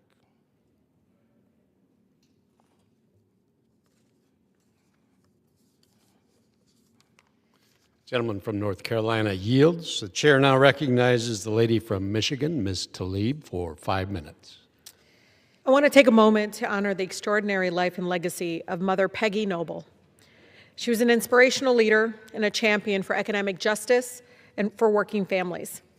Mother Peggy has dedicated her life to College Park neighborhood where she lived. She was a community organizer, supporting her neighbors, advocating for children, and bringing people together. She believed deeply that real change is built through relationships and advocacy and showing up for our communities. And year after year, that's what she did. Peggy was a fierce advocate for our families, from standing up for her neighborhood to fighting for fairness in our broken auto insurance system. Detroit is stronger because of her voice, her leadership, and her unwavering belief in people. We carry her spirit forward in how we organize, how we protect one another, and show up for our neighbors. My thoughts are with her loved ones, Rochelle, Eugene, Kimberly, Jamie, Asante, and Peggy, all of Peggy's loved ones during this difficult time.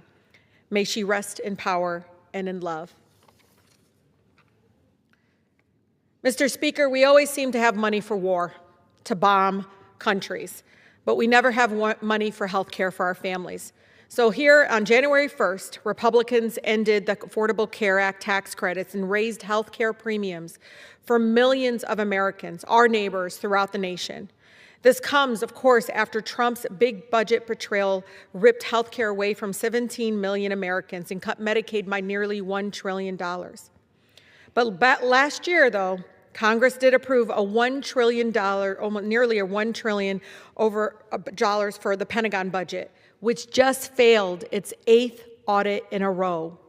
I want folks to think about that. They're cutting money for health care and spending it on bombs and death. The ACA tax credits are what help keep insurance affordable for many of our neighbors across the country. They are the difference between my neighbors having insurance or going without health care. It is heartbreaking to read the emails, get the messages from so many families that are putting off seeing a doctor and filling their prescriptions and now rationing their medication. No parent, Mr. Speaker, should have to choose whether to take their child to the doctor because the health care is too expensive. Our health care system is already broken and it's inhumane. My residents always tell me, don't call it health care, call it sick care. Because we know right now the for-profit schemes within our health care system is making it completely so unaffordable for our families. So why have we not passed the tax credits for the Affordable Care Act? Again, we are so grateful for the leadership of Leader Hakeem Jeffries, as we push forward a forced vote for a 3-year ACA tax credit extension today. Again, instead of extreme cuts, we should be expanding access to care and guaranteeing health care as a fundamental human right in our country. We must pass this tax credit extension today and put pressure on the Senate to take it up immediately. I urge my Republican colleagues to help fix this mess they've made by restoring, again, the extreme Medicaid cuts and joining us in extending the Affordable Care Act tax credits. Mr. Speaker, housing is a human right. But as everyone knows, we're facing a housing crisis right now. On any given night right now, more than 750,000 people are housed nationwide. The last time the federal minimum wage increase was $7.25 an hour was in 2009. Since then, average rental costs have increased 76%. That's just completely wild. So we need action at every level of government. And I know that many of our local elected officials are desperate to reducing housing costs and need the federal government's partnership. But we know often here in this chamber there are officials that, again, will not promote affordable housing or address the unique barriers that our communities are facing.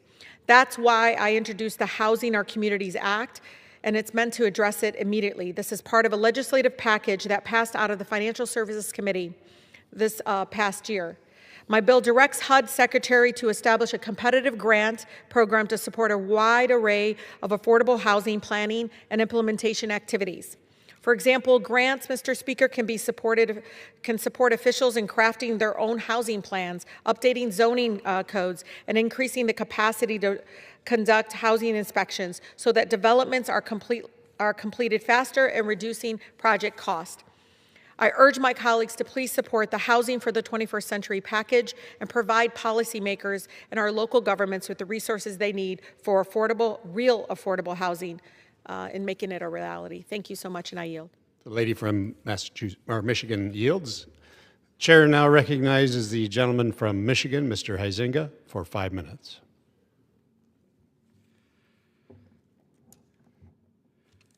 Thank you, Mr. Chairman. And I rise today with a heavy heart.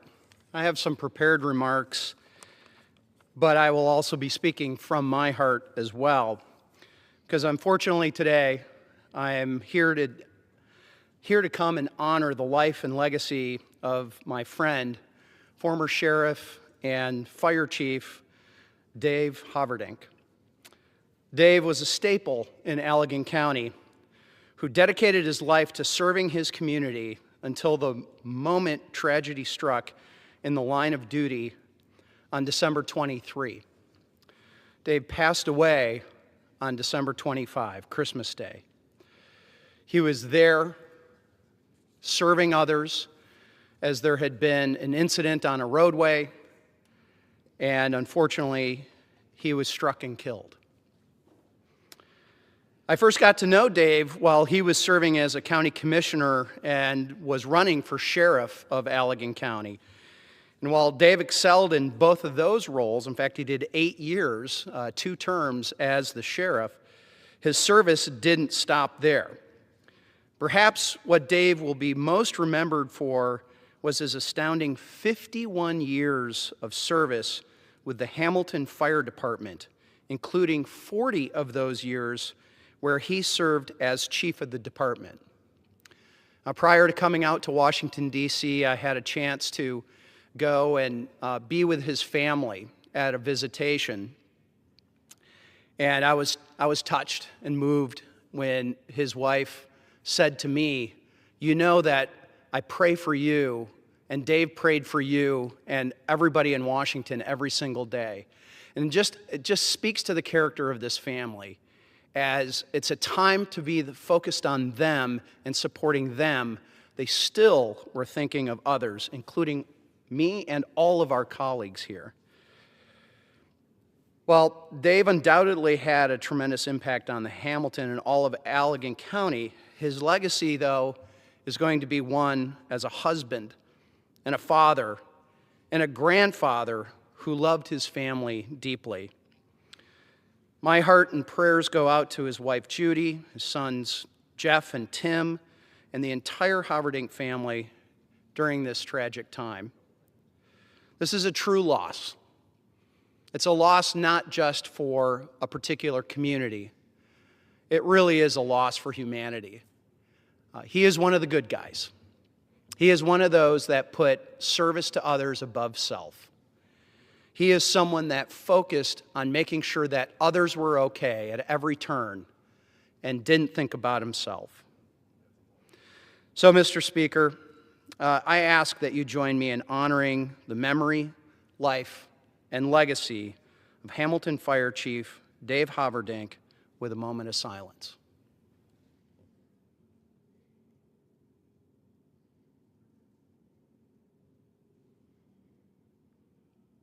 Thank you. And rest well, my friend. Job well done. Rest well. I yield back. Gentleman from Michigan yields. The chair now recognizes the lady from Arizona, Ms. Ansari, for 5 minutes. Thank you. Mr. Speaker, I rise today with outrage and with grief. Yesterday, not even a full week into the new year, ICE murdered a U.S. citizen, Renee Nicole Good, after shooting her multiple times as she was seemingly attempting to drive away, blocking her from medical care and letting her die while a doctor stood by offering to help. The video of this tragedy is damning. I encourage every American to watch it and make their own judgment. A woman is dead, a child has been left without a parent, a community is shattered, and the American people are left once again demanding answers from an agency that has shown time and time again that it operates without accountability. What happened to Renee Good in Minneapolis demands a full, independent, and immediate investigation. I represent Arizona's 3rd Congressional District, a diverse and rich community of immigrants. For over a year now, ICE has been terrorizing my constituents. No agency is above the law, yet ICE is now the most well-funded law enforcement agency in the United States, receiving more funding than most militaries around the world, while operating with virtually no meaningful checks and balances. In the immediate aftermath of Renee Good's death, the Trump administration did what it does best. It lied. Kristi Noem and Stephen Miller rushed to smear a dead woman as a, quote, domestic terrorist, while Donald Trump took to Truth Social to gaslight the American people, asking them to deny their own eyes and accept his version of events instead. This is what authoritarianism looks like. This is what happens when the leader of a nation turns a federal agency into his personal paramilitary force against the civilian population of the United States. Donald Trump has weaponized ICE not to keep communities safe, but to terrorize them. Minneapolis Mayor Jacob Frey has called for ICE to vacate his city, and I echo that call. People in our communities don't feel safe because they are not safe. In my district, on Christmas Eve, a woman named Flor, a DACA recipient, was detained while Christmas shopping. Why is ICE spending resources to detain a DACA recipient on Christmas Eve? They claim they are going after, quote, real criminals, and that too is a lie. Just days ago, ICE agents detained 2 day laborers outside a Home Depot in Phoenix, briefly detaining a U.S. citizen in the process. These people are not criminals. This isn't law enforcement. This is a federal agency operating outside of its mandate, using fear as a tactic to spread fear and chaos in our neighborhoods. And it's no coincidence because Stephen Miller is rapidly hiring tens of thousands of new ICE agents. Many are poorly trained. Many have troubling backgrounds, all to meet this reckless mass deportation agenda that he has set out. We've been sounding the alarm for well over a year, and now the worst has happened. An American woman has died. That is why I'm introducing legislation to rein in ICE, demand transparency, and stop the unchecked funding that enables these abuses. I'm also joining as an original co-sponsor in an effort led by my colleague, Congresswoman Robin Kelly, to introduce articles of impeachment against Kristi Noem, the Secretary of the Department of Homeland Security. I urge my colleagues, Democrats and Republicans alike, to join us. A woman has been murdered. Silence is no longer neutrality, it is complicity. We must rein in ICE, we must demand accountability, and we must protect our communities from this abuse of power. Thank you, and I yield back. The lady yields back. Members are reminded to refrain from engaging in personalities toward the president. The chair now recognizes the gentleman from New Jersey, Mr. Menendez, for 2.5 minutes. Mr. Speaker, yesterday our nation witnessed the killing of a fellow American in broad daylight in Minneapolis, Minnesota. Her name was Renee Nicole Good. She was a concerned citizen, a mother, and the loss of her life was entirely preventable. This tragic loss of life comes the same week that we remember what occurred here 5 years ago on January 6th. On that day, violent insurrectionists attacked police officers, many of whom sustained serious injuries, and 5 of whom have passed away since the attack, including Brian Sicknick, a New Jersey native and a proud Capitol Police officer. And instead of remembering and healing from the events of that day, President Trump pardoned close to 1,600 seditious, violent insurrectionists who were convicted of criminal charges. The President and House Republicans have tried to vanish the events of that day from our collective memory, but we will not let them. And last year, I, alongside my colleagues, Congresswoman Watson Coleman and MacIver, witnessed firsthand how far this administration will go to silent dissent and opposition when outside Delaney Hall, more than 20 armed ICE and HSI officers physically confronted us to prevent us from doing our jobs. What I said then and what I would say today is that all of this should be completely unacceptable to all Americans and should shake every American to their core. I have said time and time again that no one is safe in Trump's America. Mothers, Capitol Police officers, our neighbors, members of Congress, no one. Not a single person should feel safe with him as our president.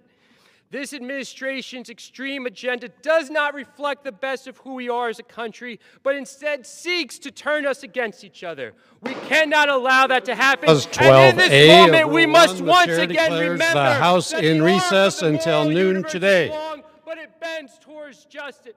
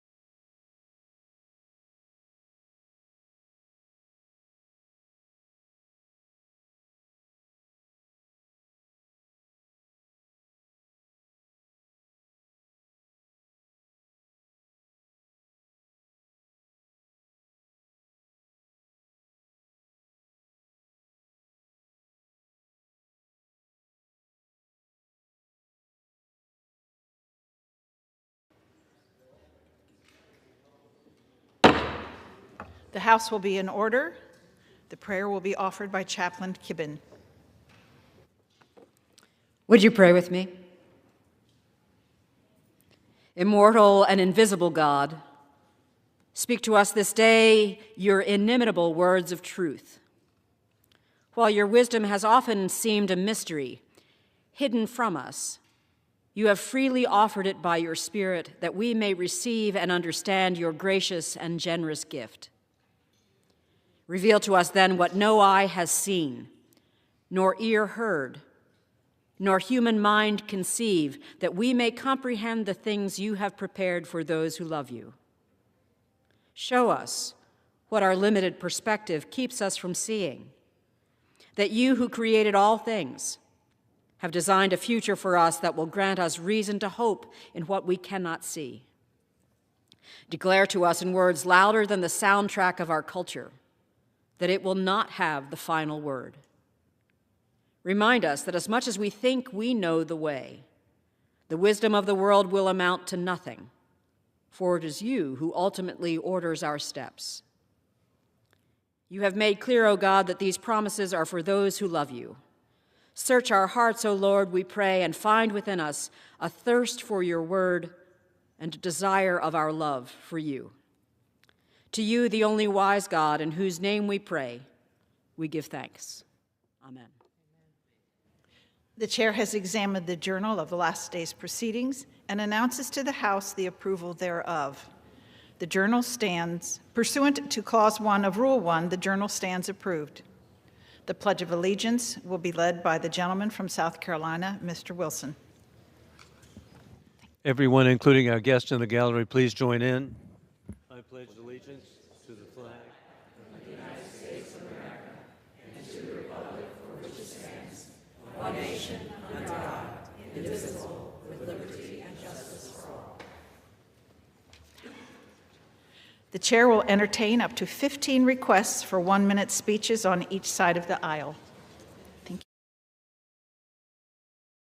For what purpose does the gentleman from South Carolina seek recognition? Madam Speaker, Columbia College graduate, I ask unanimous consent to address the House for 1 minute, revise and extend my remarks. Without objection, the gentleman is recognized for 1 minute.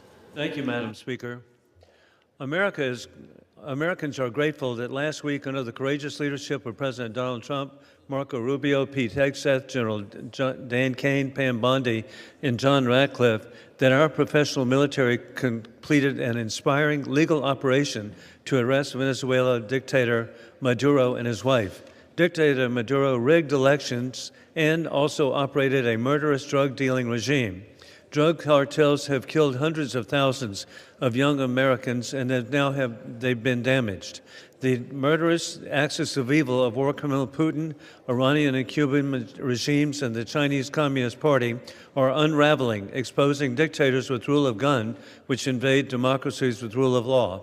In conclusion, God bless our troops as the global war on terrorism continues. Trump is reinstituting peace through strength, revealing war criminal Putin lies, insulting Trump, mocking Trump, with ghost Russian tankers financing the Maduro murderous dictatorship.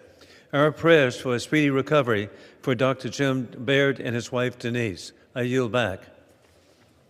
For what purpose does the gentlewoman from the Virgin Islands seek recognition? I ask unanimous consent to address the House for 1 minute and to revise and extend my remarks. Without objection, the gentlewoman is recognized for 1 minute. Thank you, Madam Speaker. I rise to share the unbreakable ties between the U.S. Virgin Islands and Puerto Rico, demonstrated this week through the annual Crucian Rican Tramp and Big Breakfast, a powerful reminder that Virgin Islands culture is inseparable.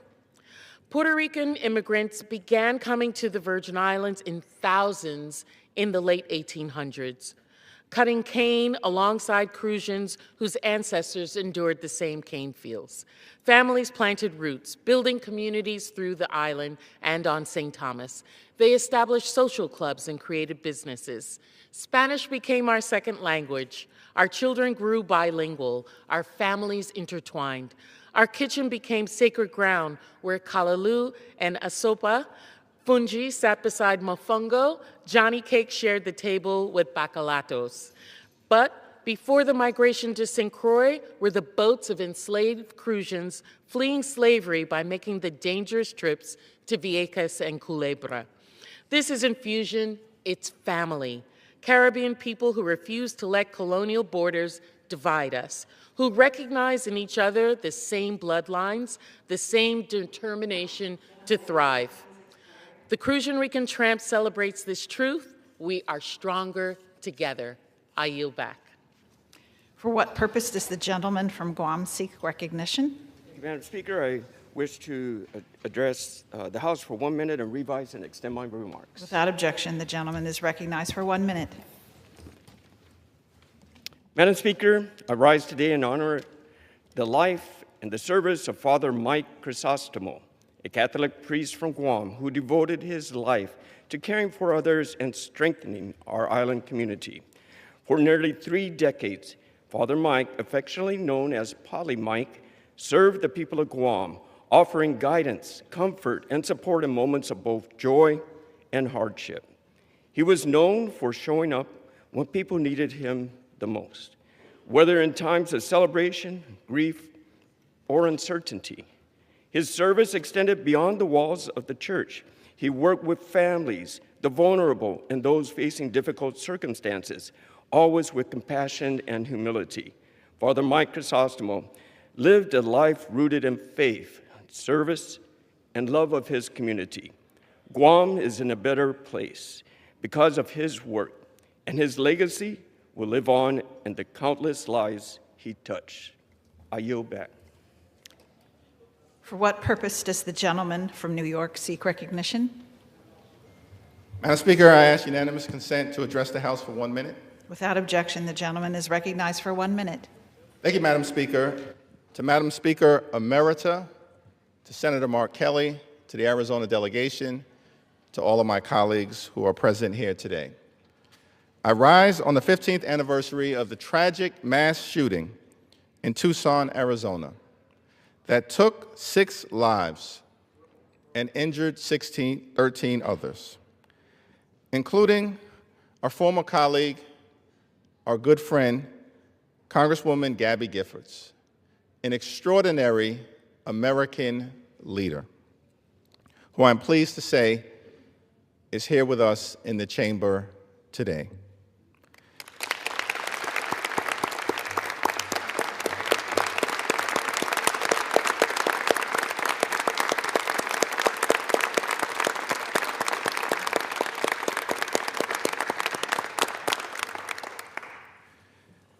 At 10:10 a.m.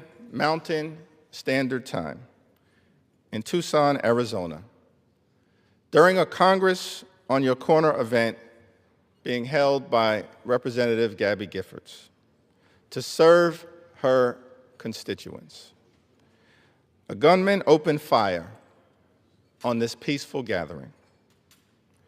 We mourn for those whose lives were lost on that fateful day. John Roll, a federal judge and public servant. Gabe Zimmerman, a dedicated congressional staffer.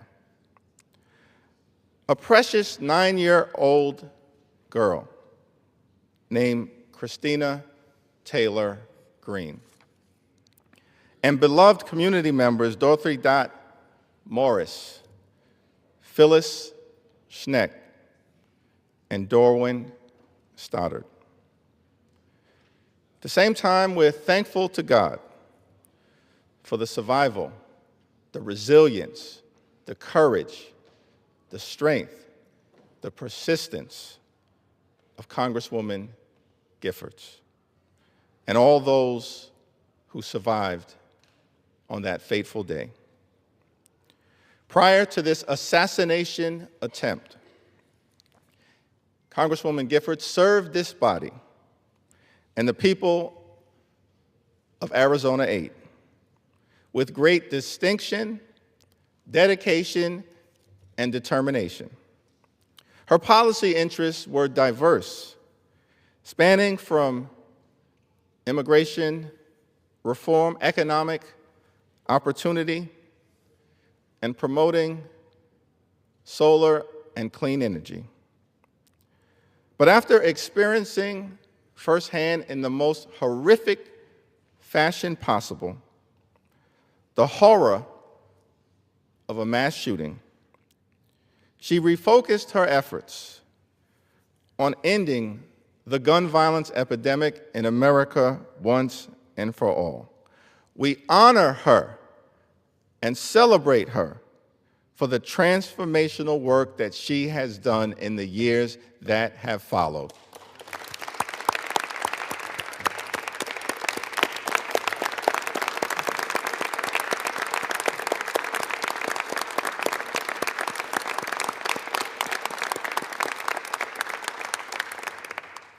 House Democrats stand with Gabby and with all Americans who say enough is enough.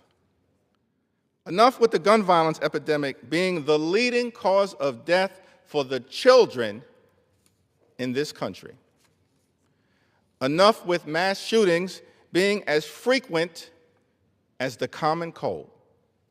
Enough with the text messages to parents saying, "I love you," because there's another active school shooter. Enough with the mass casualty incidents at concerts, grocery stores, movie theaters, nightclubs, churches, mosques, synagogues, and other gathering places. Enough with weapons of war flooding our communities while merchants of death rake in record profits. Enough unnecessary loss of life due to preventable, senseless gun violence. This is the cause to which Congresswoman Giffords has now dedicated her life. And we all join her in proclaiming enough is enough. It is time to end the gun violence epidemic in America once and for all. While the challenges to address this crisis may feel insurmountable at times, we cannot and will not give up hope, inspired by the perseverance of our dear leader, Congresswoman Giffords. I'm heartened together by the work that has been done despite the considerable forces that have been arrayed against us. That progress includes, under the leadership of then Speaker Nancy Pelosi, passage of the Bipartisan Safer Communities Act in 2022, which represented the strongest new federal gun safety legislation in 30 years. But our job, of course, as Gabby makes clear, is far from finished. Every day, an average of 327 people are shot in this country, including 23 children shot on average every day. Over 65 million Americans say at least one person in their family has been fatally shot.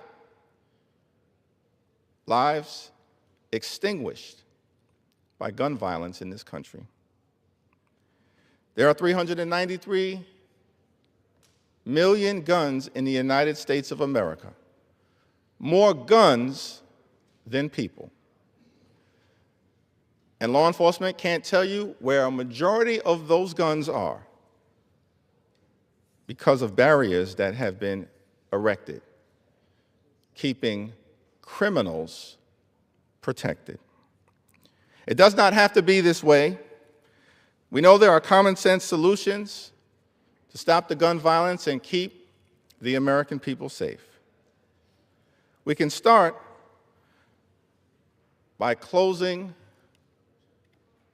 the gun background loophole that allows dangerous people to buy firearms without background checks.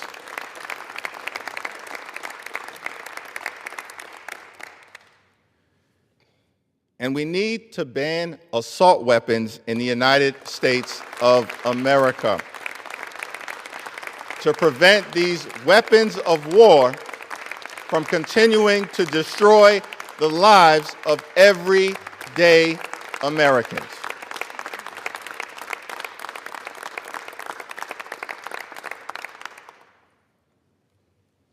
And led by our distinguished appropriators like Rosa DeLauro, we are continuing to fight for robust funding for community violence intervention programs and appropriate funding for the ATF and gun violence research. Breaking the devastating cycle of gun violence that has a chokehold on this country is one of our caucus's highest priorities and will be a high priority issue when we take back control of the majority after the November election. Democrats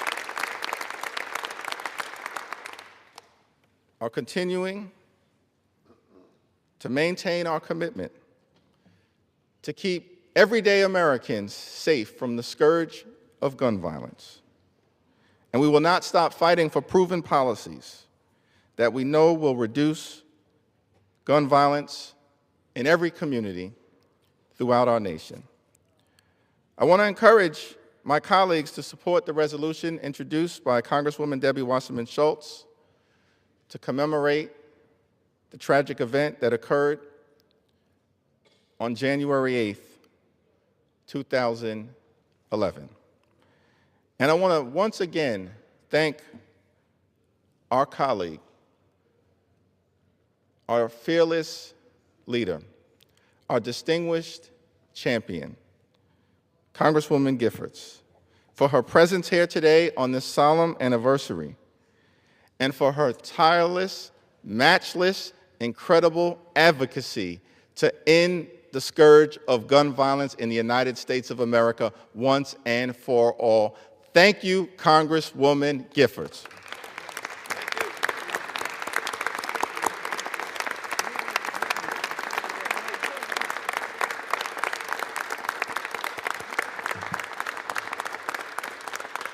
I would now ask everyone in the chamber to stand and throughout the campus to join us in a moment of silence to commemorate the lives lost and the lives forever changed by the tragic shooting that occurred on January 8th, 2011.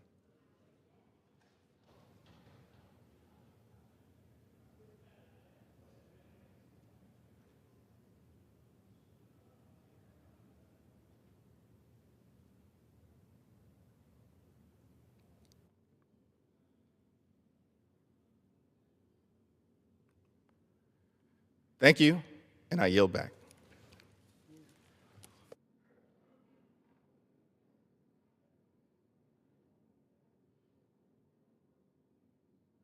Okay. For what purpose does the gentleman from North Carolina seek recognition?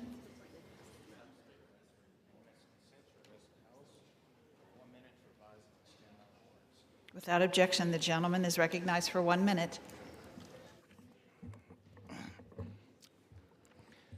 Madam Speaker, Christmas has come and gone. As the ball dropped bringing in a new year, families in eastern North Carolina and across the nation, literally on New Year's Day, are feeling the squeeze of rising health care insurance costs. It's not a happy new year for everyone. These are hard-working families, our neighbors and friends, trying to raise kids and buy groceries, and small business owners. Congress must act to extend these subsidies so hard-working families aren't left stretching out tight budgets and forced to face skyrocketing health insurance premiums, or, better yet, left without coverage altogether. We can pursue meaningful reforms. Let me say it again, we can pursue meaningful reforms without sacrificing access to affordable care, and that's exactly what the people sent us here to do. I yield back. For what purpose does the gentlewoman from Minnesota seek recognition?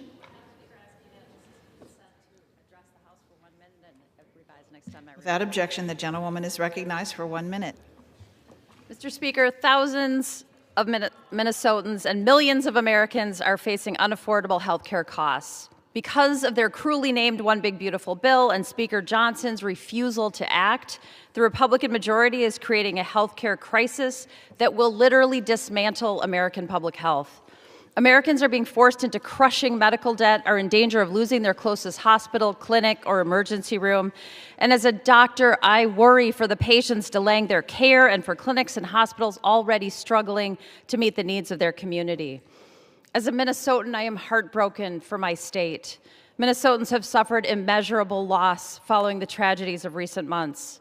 The Trump administration's reckless actions and deliberate inaction from Republicans in Congress jeopardize the operation and availability of facilities that are the first site of care in the most tragic circumstances.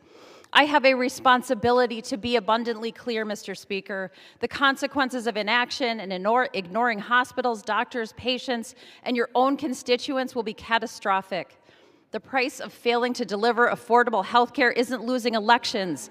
It is real human suffering and American lives. I yield back.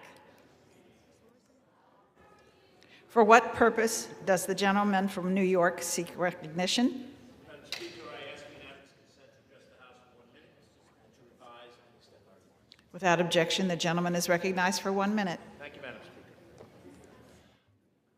Madam Speaker, this year the Westchester Jewish Council is celebrating their 50th year anniversary, advancing a vision to serve the Jewish community of Westchester County. 130,000 people and 126 member organizations.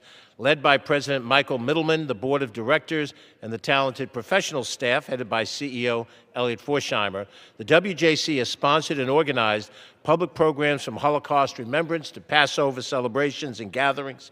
They've ensured greater synagogue security, programs to combat hatred and anti-Semitism, and the connection to Israel. At the upcoming 50th anniversary gala, two outstanding individuals will be honored, board members Stu Seltzer and Pam Goldstein. Pam is the Chief Operating Officer of WJC.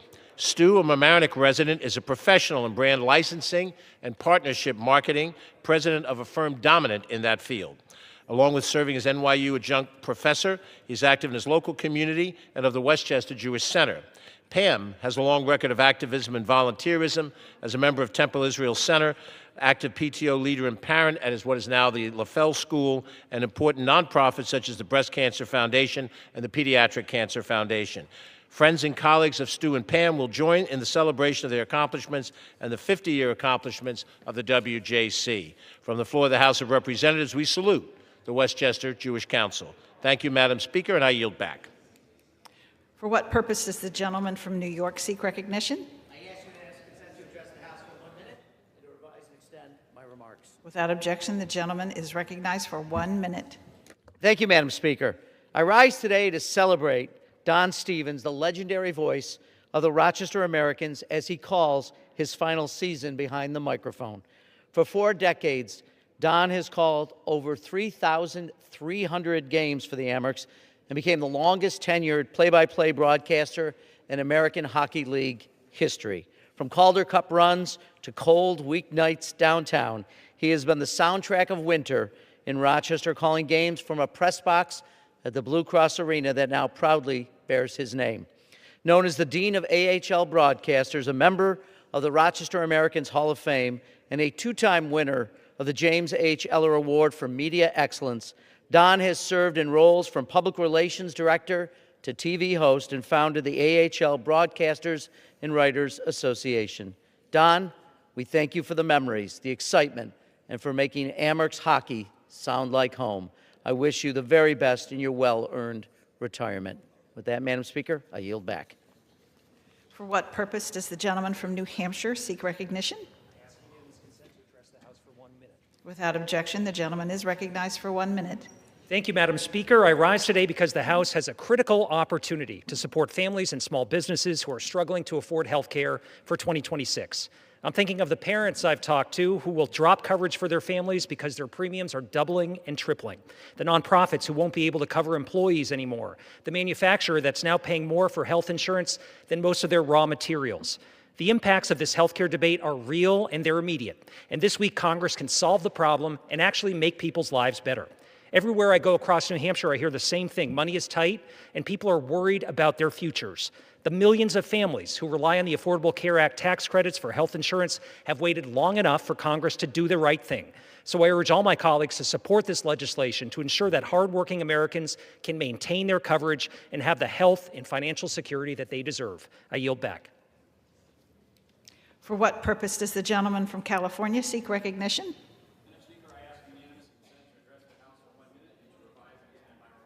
Without objection, the gentleman is recognized for 1 minute.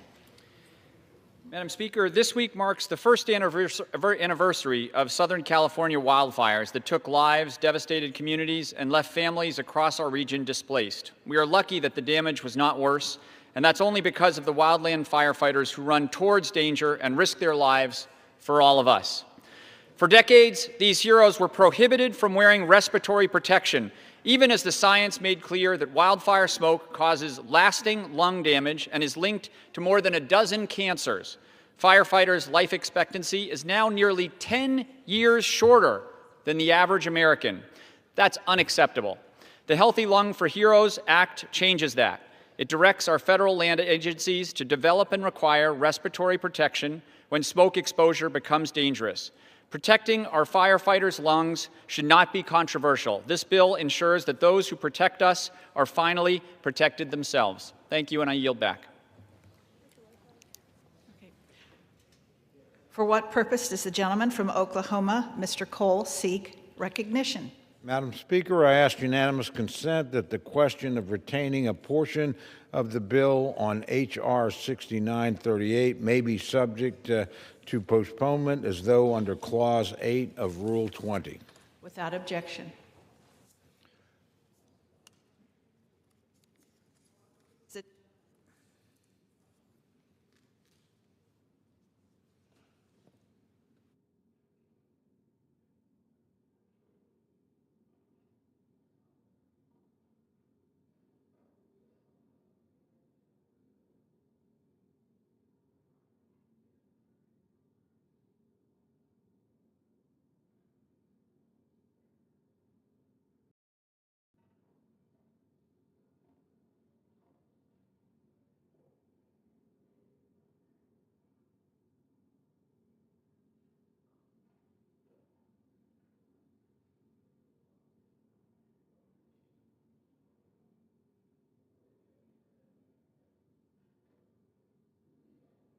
For what purpose does the gentleman from Oklahoma, Mr. Cole, seek recognition? Madam Speaker, pursuant to House Resolution 977, I call up the bill H.R. 6938, the Commerce, Justice, Science, Energy and Water Development and Interior and Environment Appropriations Act of 2026, and ask for its immediate consideration in the House. The clerk will report the title of the bill. H.R. 6938, a bill making consolidated appropriations for the fiscal year ending September 30th, 2026, and for other purposes. Pursuant to House Resolution 977, the bill is considered read. The bill shall be debatable for 1 hour, equally divided and controlled by the chair and ranking minority member of the Committee on Appropriations or their respective designees. The gentleman from Oklahoma, Mr. Cole, and the gentlewoman from Connecticut, Ms. DeLauro, each will control 30 minutes. The chair recognizes the gentleman from Oklahoma, Mr. Cole. Thank you, Madam Speaker. Madam Speaker, I ask unanimous consent that all members have 5 legislative days to revise and extend their remarks and include extraneous material on the measure under consideration. Without objection. Thank you, Madam Speaker. Madam Speaker, I yield myself such time as I may consume. I rise today in support of H.R. 6938, a 3-bill package covering the Commerce, Justice, Science, Energy and Water Development, and Interior and Environment Appropriations measures for fiscal year 2026. These bills are the product of bipartisan, bicameral consensus and are grounded in a member-driven process. As I stand here today, I think of the genius of our founding fathers. They designed Congress to be an engine of thoughtful and deliberative policymaking. It wasn't meant to be easy. In fact, difficulty is what separates serious legislating from political performance. In her 250 years, America has never shied away from hard work, nor does the Appropriations Committee in carrying out our constitutional responsibilities for fiscal year 2026. Even after the longest government shutdown in history, political obstruction, and tough deadlines, we remained resolute and took responsible steps forward to restore regular order. I'm proud to say we've ended the cycle of pork-filled omnibuses decided at the last minute. And just as importantly, we've been turning America First priorities into action. President Trump set a critical foundation by signing 3 appropriation bills into law in November, and we're carrying that momentum forward today. The measure before us keeps us on track to complete all 12 appropriations bills for fiscal year 2026. With the passage of these 3 bills, we will provide full-year funding for many of our most critical programs. We prioritize public safety by supporting law enforcement and stopping the flow of fentanyl into our communities. We advance American strength by unleashing energy dominance, securing critical minerals, and investing in nuclear power. And we uphold stewardship by protecting public lands, supporting wildlife fires, ensuring responsible resource management, and fulfilling our obligations to our tribal nations. All of this is achieved while cutting waste and keeping total FY26 spending below the current continuing resolution. These results are not accidental. They are by design. And they are the result of hard work of our subcommittee chairman, Chairman Hal Rogers, Chairman Mike Simpson, and Chairman Chuck Fleischman. Thanks to their leadership, their goodwill, their attention to detail, and their strong relationship with their negotiating partners, the power of the purse is once again being exercised by lawmakers through the committee process as Article 1 intended. And to their accompanying ranking members, Grace Ming, Shelley Pingree, and Marcy Kaptur, I thank them for their partnership and collaboration, which was instrumental to this effort. As we look forward ahead to today's action, Republicans are strongest when they are focused, Democrats are more effective when they negotiate in good faith, and the country is better off when Republicans and Democrats work together.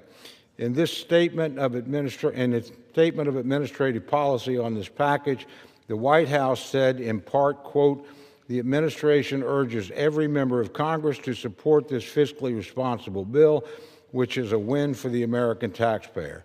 Not surprisingly, I completely agree. I look forward to enacting these full-year appropriations and taking every action to complete our work.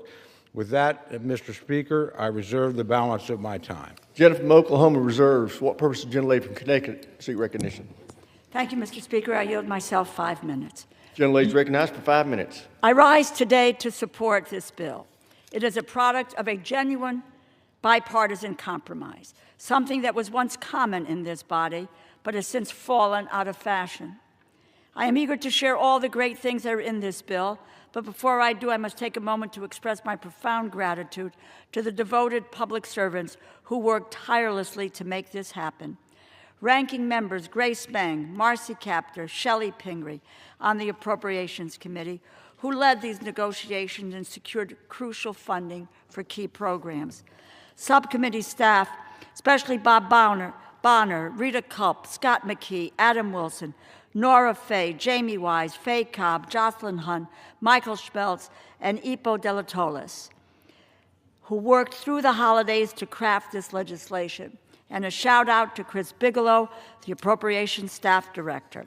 And of course, our Republican counterparts on the committee under the leadership of my dear friend, Chairman Cole. When we began this process, we set out 3 goals: to protect Democratic priorities, to eliminate any poison pills, and to reassert Congress's power of the purse. I am pleased to report that this package accomplishes all 3. It protects funding for key Democratic priorities and rejects draconian cuts proposed by the Trump administration. It invests in programs at the Department of Energy that will bring down energy costs and utility bills, which are core drivers of the ongoing affordability crisis programs that President Trump proposed to cut or eliminate, despite the cost of living crisis he has led us into. This package promotes community safety, increasing funding for Violence Against Women Act grants by $7 million, supporting victims of abuse who otherwise would have nowhere to turn. It rejects efforts by the Trump administration to eviscerate scientific research funding, providing $4.8 billion more for the National Science Foundation than the White House proposed. The agreement also rejects the Office of Management and Budget's illegal efforts to undermine America's dominance in scientific innovation across the entire government by protecting the indirect costs that research institutions depend on to do groundbreaking work with the Department of Energy, NASA, and the National Science Foundation. This is something Chairman Cole and I have worked on in the past with regard to the NIH, and it is critical for us to expand it to other agencies in this package. The bill provides funding to protect our national parks, natural resources, endangered species, and public lands, rejecting $9.5 billion in proposed cuts in the Interior bill. And it protects our environment while restraining polluters, providing $8.8 billion in funding for the EPA, nearly double the budget proposed by the White House. Additionally, there is not a single poison pill policy rider in this bill, and I know my friend and chairman and I may disagree on what constitutes a poison pill, but it is a testament to the good faith of these negotiations that both sides agreed to drop provisions the other found truly objectionable. I know some of my Democratic colleagues may be reticent to support a funding package for an administration that has been rife with abuse since the day they took office. I understand your concerns, and I share them, but abandoning the appropriations process only empowers the President and the Office of Management and Budget to continue manipulating federal spending as a partisan weapon. If we give up on appropriations, there are only two alternatives: a permanent shutdown or endless stopgaps with funding on autopilot. Neither are viable options. Stopgap measures afford the administration broader discretion over the budget and cede our authority over federal spending. The more ambiguity we afford them, the more they will exploit it. One of the best ways to rein in this reckless administration is by providing precise spending levels for the specific projects that they are bound to carry out by law. That is exactly what this bill does. Thank you, and I reserve the balance of my time. Gentlelady reserves. Gentleman from Oklahoma is recognized. Thank you, Mr. Speaker. I yield 3 minutes to my very good friend, the distinguished chairman of the Commerce, Justice, and Science Subcommittee of Appropriations, the chairman emeritus of the full committee, and the dean of the House, the Honorable Mr. Rogers from Kentucky. Gentleman from Kentucky is recognized. I thank the chairman for the introduction. Mr. Speaker, as chairman of the CJS subcommittee, I rise in support of H.R. 6938. From national security and law enforcement to American innovation and space exploration, the CJS bill before us puts the nation on a path to greatness while reinforcing President Trump's bold agenda on trade and combating illicit drug trafficking.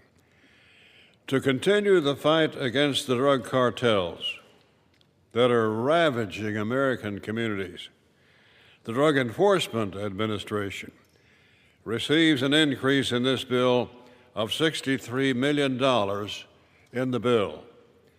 The bill also streamlines and enhances support for the National Weather Service to ensure Americans receive life-saving information in times of need.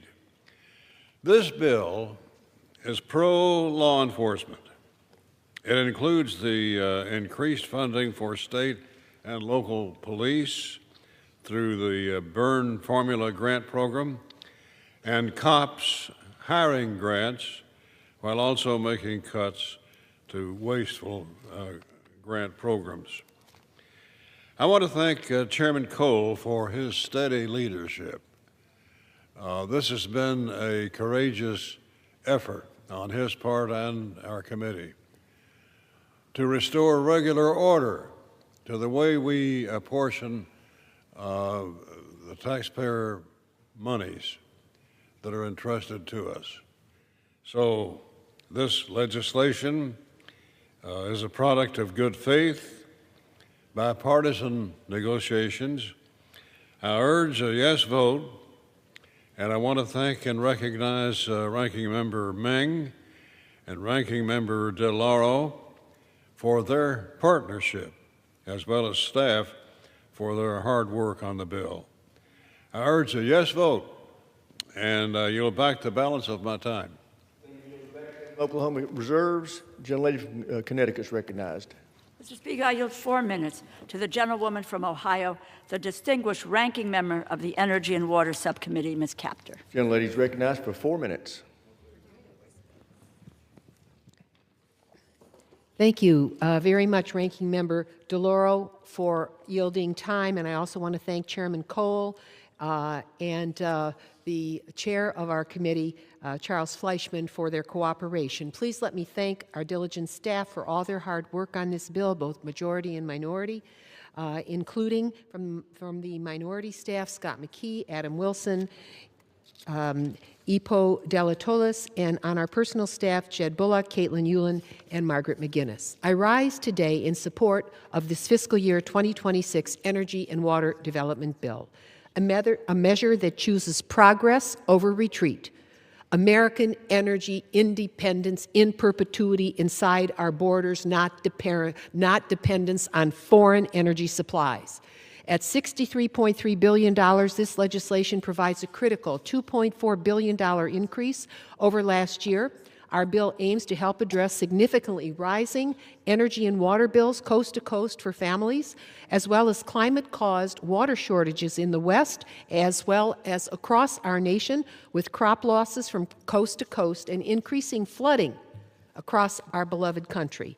Our nation must help communities reimagine an affordable power grid and water conveyance systems. We must also assure technologies like artificial intelligence and data centers don't bankrupt the ability of families to afford to live, nor take our society down dangerous roads without a roadmap.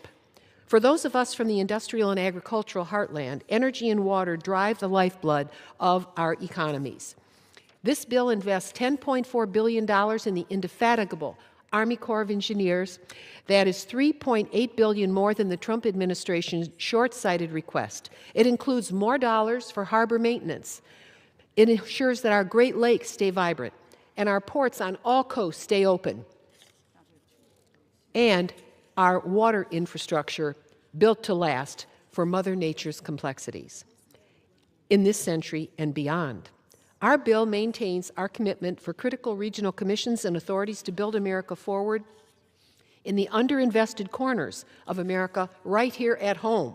And while the White House astoundingly proposed eliminating the Weatherization Assistance Program entirely, this bill restores and increases that funding to $329 million, a common-sense investment that puts an average of $372 back into the pockets of thousands of struggling households in every single congressional district. Every dollar counts to make ends meet nowadays in an era marred by ill-considered Trump-inflicted tariffs that makes living in America more expensive as prices rise. To tackle the cost of living crisis and affordability head-on, this bill provides an additional $375 million for electric grid modernization. Why? To help reduce prices, to target the primary driver of skyrocketing utility bills and ensure every American has access to reliable, affordable power. This bill provides $3.1 billion for energy efficiency and renewable energy programs, an increase of $1.3 billion over the Republican bill, and our goal seeks to secure U.S. energy independence and perpetuity to drive down prices for the long haul. Further, with $8.4 billion allocated for the Department of Energy's Office of Science, we invest in the next generation of technological breakthroughs. In the past, we've had some like fracking, for example, that unleashed the gas deposits of this country. But we want those invested inside our borders. American innovators, universities, and American labs, not foreign adversaries overseas, must command the new energy frontiers and not lose edge on inventing our common future. Finally, our bill provides an increase to $25.4 billion for the National Nuclear Security Administration. May I Gentlelady from ask for an Connecticut additional continues 30 to seconds? reserve. I yield the gentlelady an additional 30 seconds. Gentlelady recognized for additional 30 seconds. I thank the gentlelady for allowing me to focus on our National Nuclear Security Administration, where we must maintain safe, secure, and credible nuclear deterrence that power our unparalleled, remarkable nuclear navy. Thank God for them, and counter the threat of nuclear proliferation and terrorism. I urge my colleagues to support this bill. America can and must meet the new age frontier of energy and water. Let us invest in our workers, protect our water, and power our future. Future generations are depending on all of us to pass this bill. Thank you, and I yield back. Gentlelady from Ohio yields back. Gentlelady from Connecticut reserves. Gentleman from Oklahoma is recognized. Mr. Speaker, I yield 3 minutes to my very good friend, distinguished gentleman from Idaho and chairman of the Interior Subcommittee of the Appropriations Committee, Mr. Simpson of Idaho. Gentleman from Idaho is recognized for 3 minutes. Thank you, Mr. Speaker, and thank you, Chairman Cole. I'm pleased to begin consideration of H.R. 6938 today, which includes the fiscal year 2026 Department of Interior, Environment, and Related Agencies Appropriations Act. First, I want to commend Chairman Cole for his leadership of the Appropriations Committee and his continued support of the Interior bill. A lot of people don't realize how hard it is to get all of these bills done. We had them all marked up through the committee by the end of September, on time. That's an amazing task by the chairman of this committee, and I thank him for his continued work on this. I also want to thank Ranking Member Pingree for her partnership, as well as Ranking Member DeLauro and the subcommittee members for their work on this bill. The fiscal year 2026 Interior and Related Agencies bill provides $38.6 billion in total non-defense discretionary funding, reducing spending from the fiscal year 2025 by $1.9 billion. This legislation prioritizes critical needs and addresses specific concerns brought to my attention through more than 8,000 member requests. The bill invests $1.74 billion in 1,277 community-funded projects, congressionally directed spending projects, and these projects will improve clean and drinking water infrastructure across this country. This bill also fully funds all of our what I call must-pays, such as PILT payments, payment in lieu of taxes, to states and territories, and payments to tribes through contract support costs and Section 105L leases. This bill eliminates waste and restores fiscal responsibility, prioritizes unleashing American energy, and protects public lands and access to those lands. It bolsters national security and public safety by reducing our reliance on foreign countries for energy and mineral resources, and by increasing law enforcement funding for our land management agencies and for our tribes. It protects our communities, fully funds the wildfire fighter pay to support wildland firefighters, and prevent catastrophic wildfires. The bill prioritizes upholding our trust and treaty responsibilities with tribal nations, and I've continued to say that I refuse to balance this budget on the backs of our tribes, and I'm proud that this bill does not do that. The bill increases support for public safety and justice through Indian country and provides over $8 billion to Indian health services for key health care programs, prioritizing federal investment where it is needed. We need to pass this bill that efficiently invests in our priorities, supports the programs and communities that we care about, and reduces the bureaucratic overreach of the prior administration. This bill does just that, and it makes sensible cuts across 28 bureaus and agencies, and closing one agency that has completed its mission. Thoughtful cuts were made to the Department of Interior, resulting in nearly a 2% reduction in the top line. EPA is cut by nearly 4%. Renewable energy is cut by $34 million. Gentleman is recognized for additional 30 seconds. Thank you, Chairman. While providing targeted increases that preserve our nation's natural heritage and ensure sustainable and fiscally responsible future. Passage of these bills will send a strong message that Congress is determined to return to regular order and deliver results for our districts. Mr. Speaker, this bill works to ensure our priority programs receive funding without any poison pills, and we had to make some tough decisions, but I'm proud that this bipartisan, bicameral bill that both parties and chambers see as a benefit to the American people, and I urge its adoption, and I yield back the balance of my time. Gentleman yields back. Gentleman from Oklahoma reserves. Gentlelady from Connecticut is recognized. Mr. Speaker, I yield 4 minutes to the gentlewoman from Maine, the distinguished ranking member of the Interior and Environment Subcommittee, Ms. Pingree. Gentlelady from Maine is recognized for 4 minutes. Thank you, Mr. Chair. I rise to support the Consolidated Appropriations Act. And first, I want to thank the Ranking Member DeLauro for yielding me the time, but also for her leadership and perseverance in this challenging time. Thank you to Mr. Simpson for his collaboration and partnership in this committee, and also thank you to Chairman Cole for the work you've done on this committee. I also want to give the most applause and great thanks to our committee staff, Rita Culp, Jocelyn Hung, and Michael Schmeltz, who put in many long hours, as we know, and worked over the holidays. We wouldn't be standing here today if they and so many others on both sides of the aisle hadn't put in this work.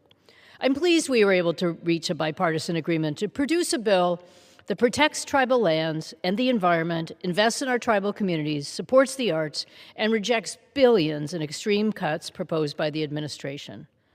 Rather than handing the Trump administration a blank check through another stopgap measure, this bill imposes precise, legally binding spending requirements that constrain executive overreach. This will provide much-needed funding and certainty to public land management agencies, like the National Park Service, that have suffered tremendous disruption over the past year. The bill also protects funding for programs important to combating and adapting to climate change.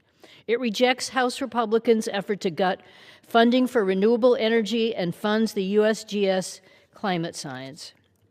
Funding for the Environmental Protection Agency's environmental justice, a top target for this administration, is included at $30 million. The continuation of these grants is a sharp rebuke of this administration's attack on communities of color and low-income communities facing high pollution burdens. The bill also protects the arts and humanities, maintaining the enacted funding level for the National Endowment for the Arts and the National Endowment for the Humanities, which the administration tried to eliminate entirely. This funding will support the arts and communities across the country. And finally, this bill supports Native American families by investing a strong and resilient Indian country, including through education, public safety and justice, and healthcare programs. Importantly, this bill strips out every single partisan poison pill rider that the Republicans tried to jam into the process, including the pesticide liability shield that would have let chemical giants evade accountability. This bill is significantly better than a continuing resolution. It is not all that we would want or all that we should be delivering, but its investments will improve the lives of Americans. I urge my colleagues to support the bill. Thank you, and I yield back. Gentlelady from Maine yields back. Gentlelady from Connecticut reserves. Gentleman from Oklahoma is recognized. Thank you, Mr. Speaker. Mr. Speaker, I yield 3 minutes to my very good friend, the distinguished chairman of the Energy and Water Subcommittee of Appropriations, Mr. Fleischman of Tennessee. Gentleman from Tennessee is recognized for 3 minutes. Thank you, Mr. Chair, and I thank Chairman Cole for yielding time.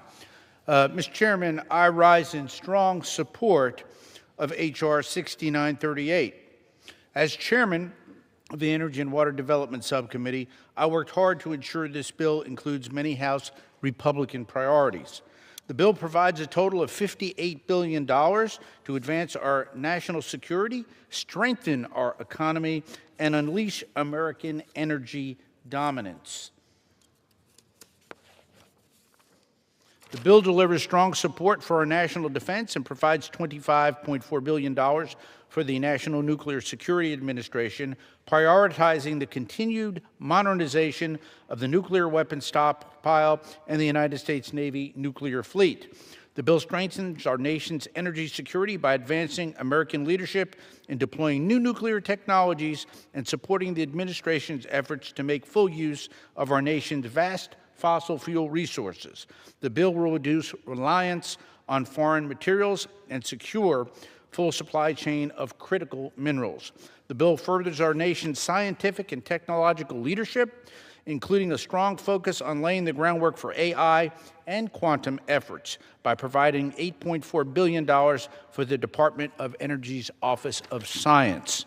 At the same time, the bill reduces funding by over 29% across numerous other department programs, including the Applied Energy Technology offices, to ensure taxpayer resources are focused on the highest priority research and developmental projects.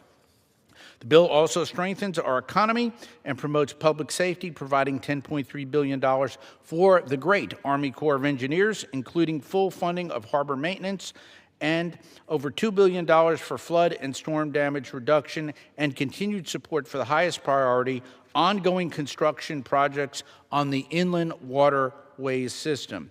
Additionally, the bill prioritizes funding for the Bureau of Reclamation for projects that increase water supply and support drought resilience. Mr. Chairman, there are many other important provisions of the Energy and Water Bill, but before I conclude, Mr. Chairman, I want to specifically congratulate Chairman Cole and thank Chairman Cole. He's been an outstanding chairman of the full committee. He has let the Cardinals do their work. He has worked with members in the minority and the majority. He's worked with members of the Senate and the House. So, Chairman Cole, I want to thank you. I also want to thank Ranking Member Marcy Kaptur and our colleagues across the Capitol. This is a strong bipartisan bill. It addresses America's needs, and it's a great bill and should get bipartisan support. This is a strong bill for America. I also want to thank the staff, and I do not say this lightly. My staff, Republican and Democratic staff, worked up and through Christmas and after Christmas to get this done. These men and women are outstanding. They do a great job. So thank you to our staffs. Thank you to our leadership. Let's pass this great bill for America. Gentleman from Tennessee yields back. Gentleman from Oklahoma reserves. Gentlelady from Connecticut is recognized. Mr. Speaker, I yield 4 minutes to the gentlewoman from New York, the distinguished ranking member of the Commerce, Justice, Science Subcommittee, Ms. Meng. Gentlelady from New York is recognized for 4 minutes. Thank you, Mr. Speaker. I rise in support of this appropriations package. As the ranking member of CJS, this may not be the bill I would have drafted if my Democratic colleagues and I were in the majority, but it is a strong, responsible compromise that meets the needs of the American people.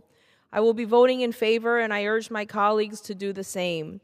I am proud that this bill increases funding for grants to state and local law enforcement, including for community-oriented policing services and the Violence Against Women Act. These funds are vital for the public safety of all of our local communities and for victim services. Earlier proposals, including the President's budget request and the previous House bill, eliminated funding for the Community Violence Intervention and Prevention Program. Thanks to Democrats' advocacy, we secured level funding to continue this important program in this bill. Earlier proposals also zeroed out funding for grant programs to prevent hate crimes. Again, I'm proud that we ensured these programs will continue without cuts. We secured strong funding levels for the Economic Development Administration and the Manufacturing Extension Partnership Program, which both work to create and preserve good jobs in the United States. We continued and funded 3 agencies that the Trump administration wanted to eliminate entirely: the Minority Business Development Agency, the Legal Services Corporation, and DOJ's Community Relations Service. This bill also resoundingly rejects efforts to cut funding for basic scientific research,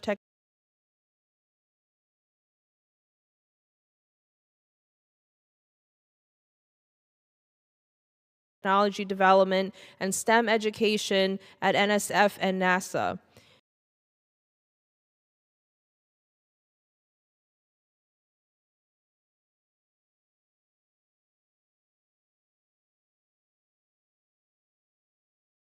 Importantly, this bill strengthens congressional oversight and control over funding for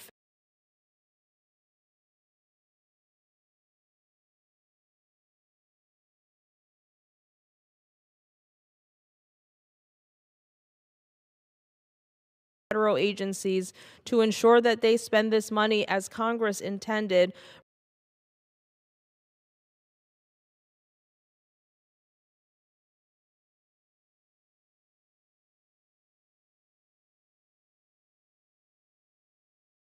rather than for their own political purposes. Last but not least, every single one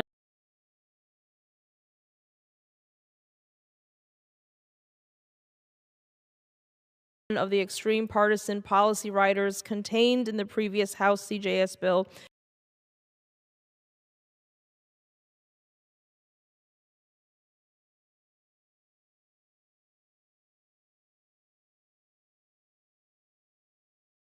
have been removed from the bill before us today. I'm proud of the work we have done in this bipartisan package. I want to thank Chairman Tom Cole and his team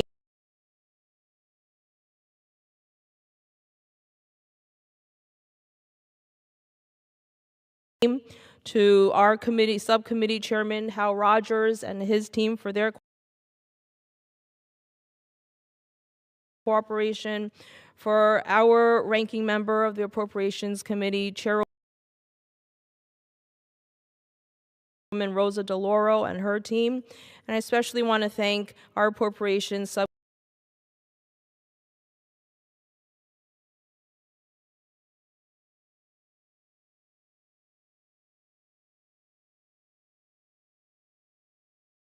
Committee staff, Bob Bonner, Jamie Wise, Nora Fay, and Faye Cobb for their tireless work on this, and also Tom Diniger and Rebecca Lee from my individual office as well.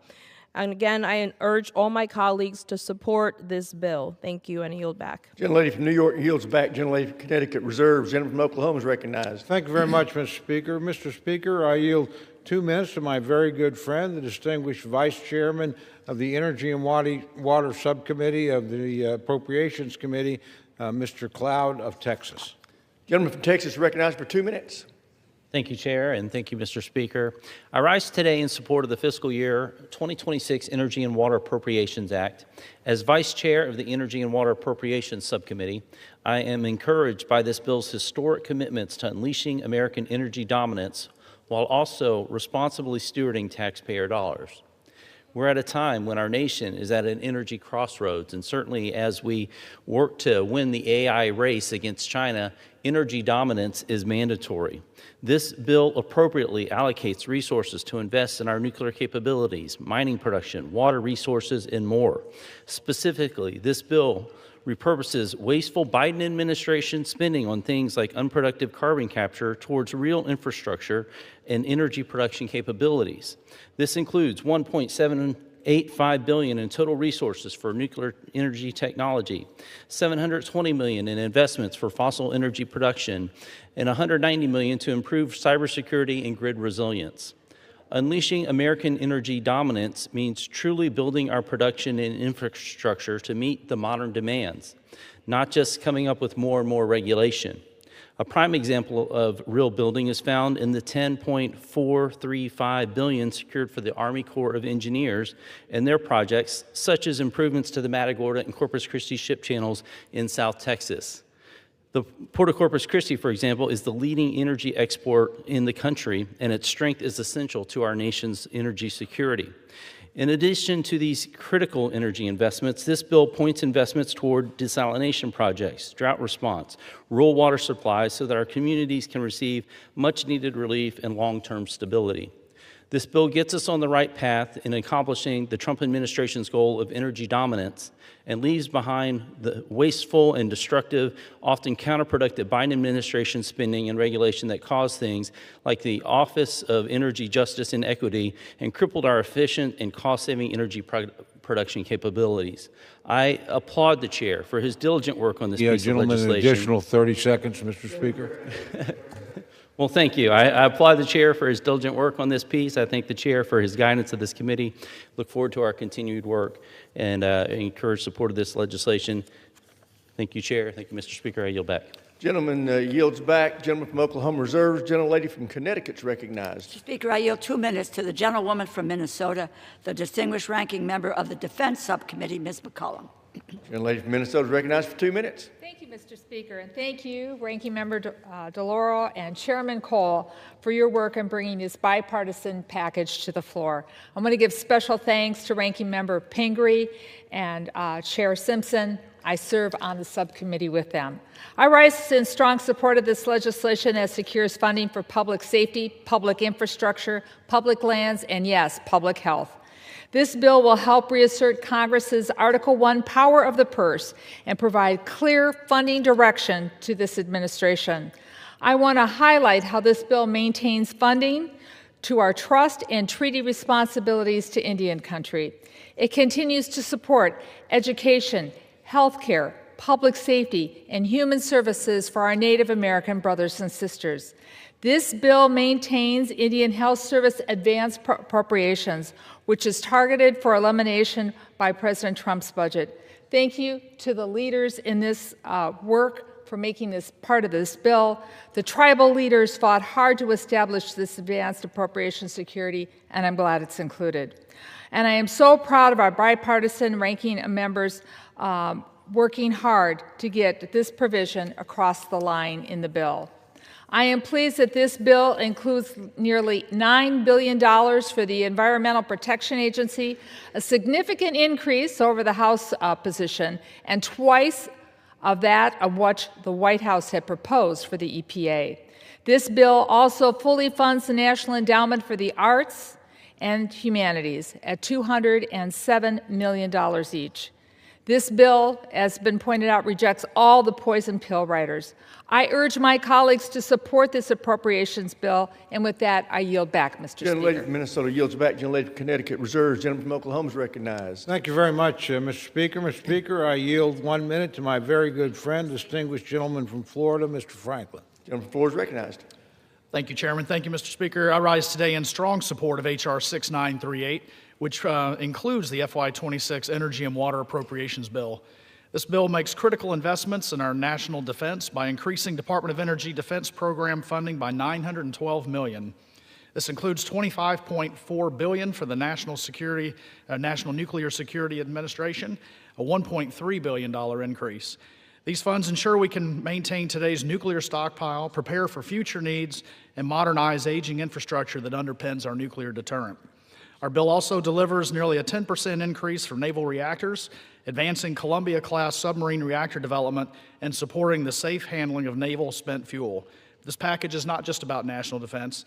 It reins in the Biden administration's climate agenda that dismantled our energy independence and hurt American consumers. Instead, it refocuses on the federal government on affordable and reliable energy that will drive down cost. And for Florida, this bill continues funding for critical infrastructure projects that protect our waterways, help our rural communities, and grow our economy.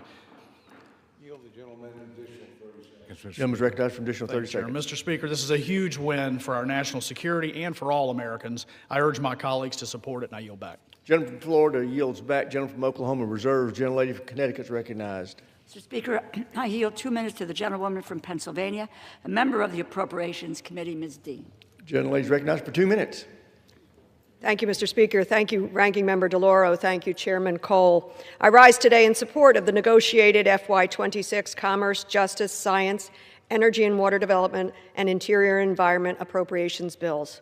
As a new member of the CJS Committee, I'm pleased to have been a part of crafting this legislation, and I thank my fellow Appropriations Committee members and staff for their extraordinary hard work making this bill happen.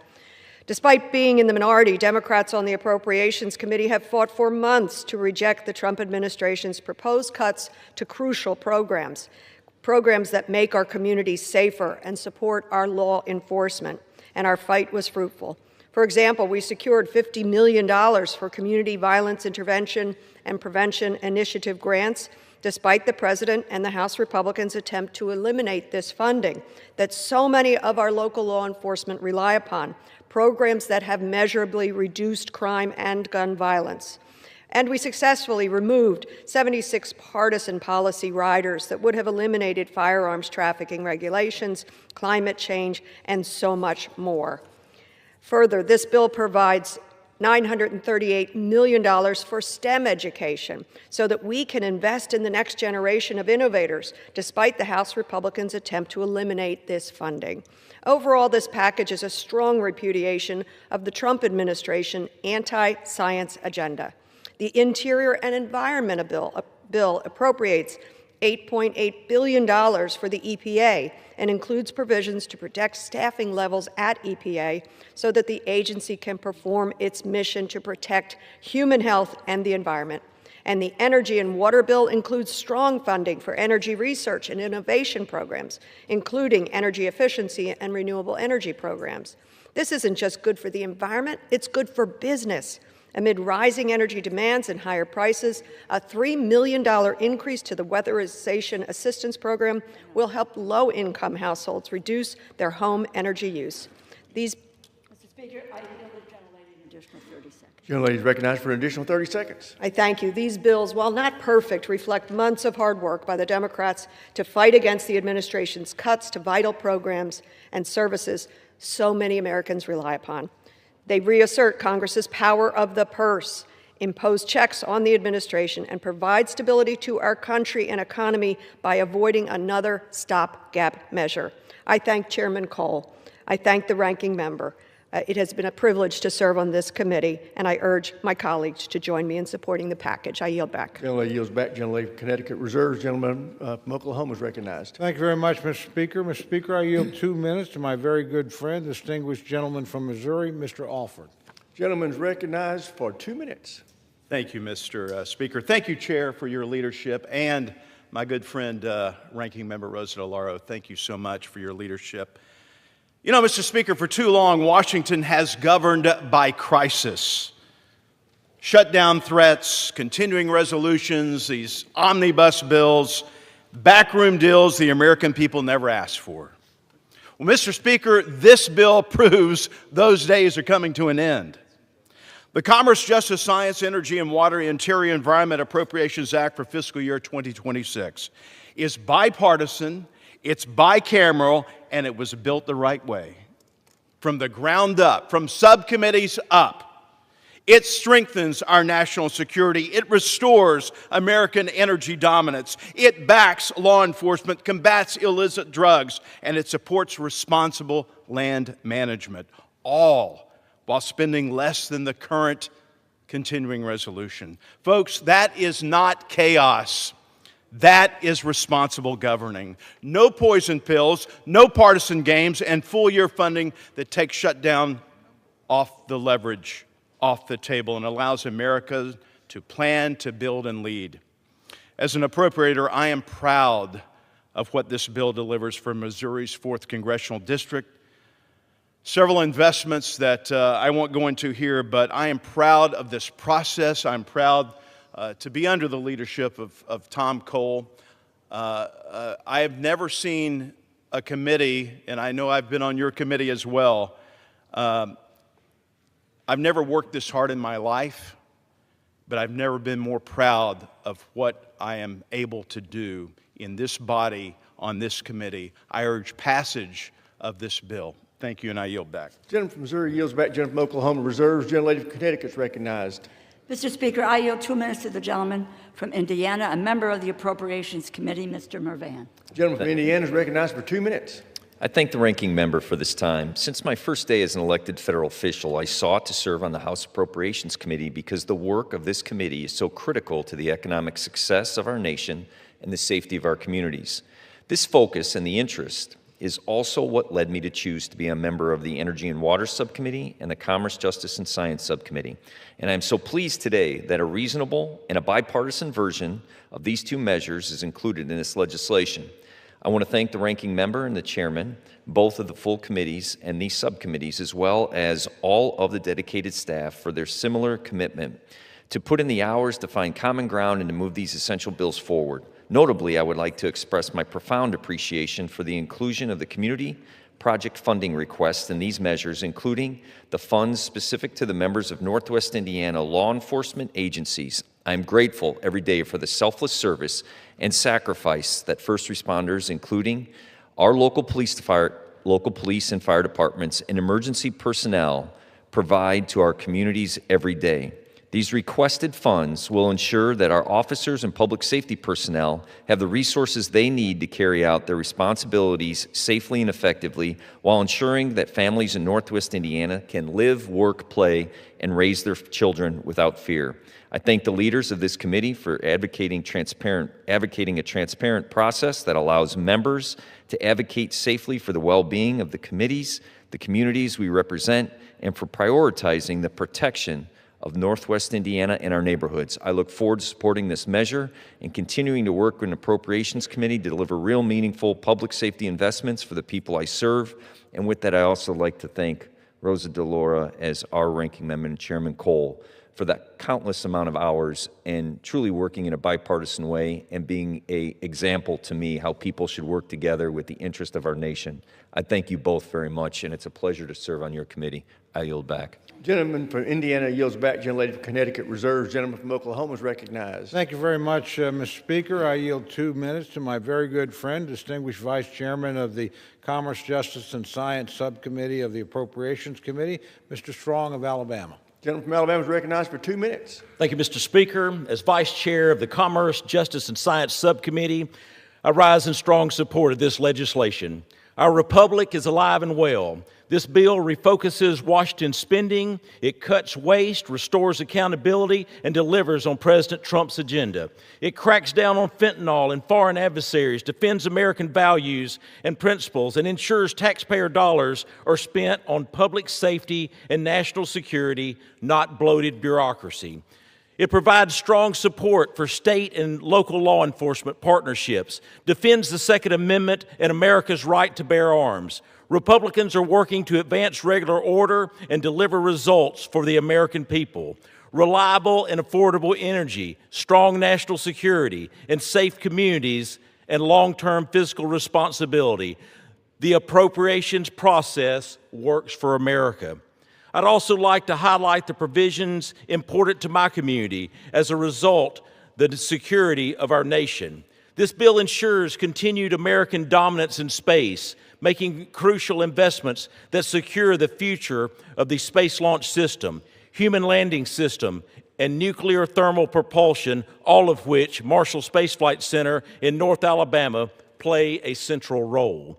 These investments reinforce America's leadership in space through competition and innovation, while strengthening our national security, protecting taxpayers' dollars, and ensuring NASA remains focused on results.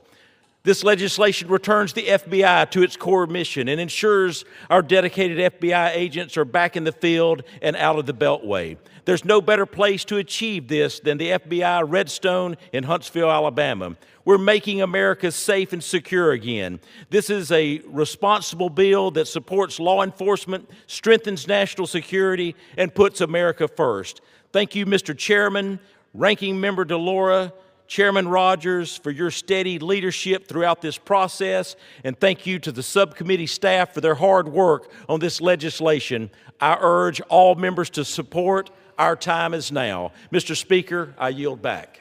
The gentleman from Oklahoma reserves. The gentlewoman from Connecticut is recognized. Mr. Speaker, I yield 1 minute to the gentleman from Puerto Rico, Mr. Hernandez. The gentleman from Puerto Rico is recognized. Thank you, Mr. Speaker. Thank you, Ranking Member. I rise in support of this bill because investing in energy infrastructure, education, and public safety is not optional. It is essential. I want to focus on what this bill does for the people of Puerto Rico, who I have the honor to represent in the United States Congress. This bill incorporates one of my amendments and assigns $235 million for the Department of Energy to support grid modernization in the 50 states and Puerto Rico, which so direly needs it. This bill also incorporates another of my amendments to provide $14 million to the Corps of Engineers that could support water infrastructure in Puerto Rico, which so direly needs it. In this bill, we also secured $1.7 million in community project funding that updates crime prevention technology in Juana Diaz, provides new patrol vehicles in Cabo Rojo, and supports STEM education in San Juan. This bill is an important step in delivering federal funding for Puerto Rico and communities across the United States.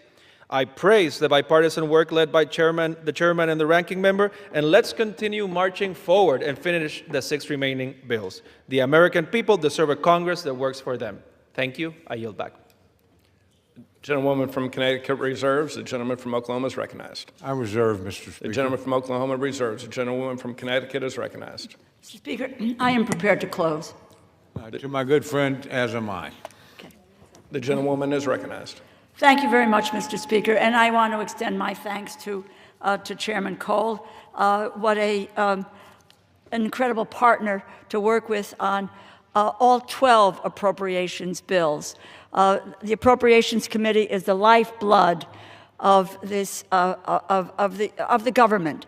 It is the place where you can only achieve work on behalf of the American people through bipartisan, bicameral legislation. Without it, we know what happens. It's a catastrophe with continuing resolutions that go on forever, or the government shuts down. That is not a path to success on behalf of the people of this country.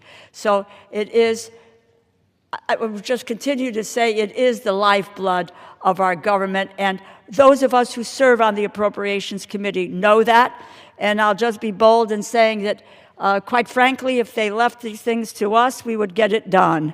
And in this regard, we have. We are through 6 bills. We have 6 more to go, and we are going to get this done, and we're going to meet the January 30th deadline. I'm proud of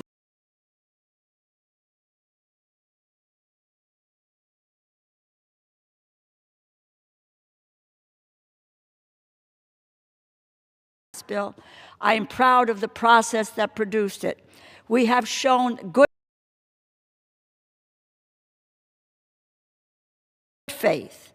Bipartisan negotiation is still possible.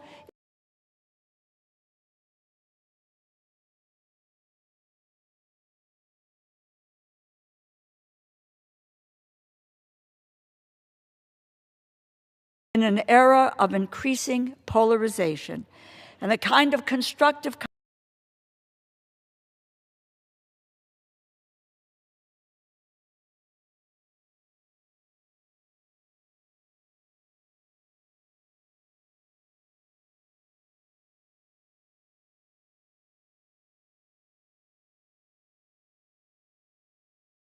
conversations that produce this package continue with regard to the remaining 6 funding bills. The negotiations are ongoing. We haven't stopped the conversations in order for us to meet that January 30th deadline. And I remain confident that we can meet the deadline and avoid another continuing resolution. I thank you, and I yield back the balance of my time. The gentlewoman from Connecticut yields. The gentleman from Oklahoma is recognized. Thank you very much, Mr. Speaker. Mr. Speaker, I yield myself the balance of my time.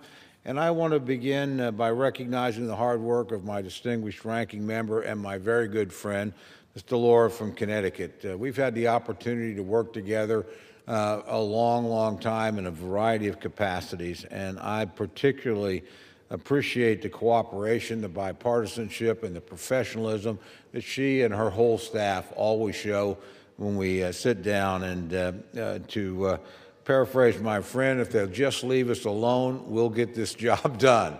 I could not have a better working partner than my good friend from Connecticut. I'm very proud that this bill is, as my friend said, bipartisan.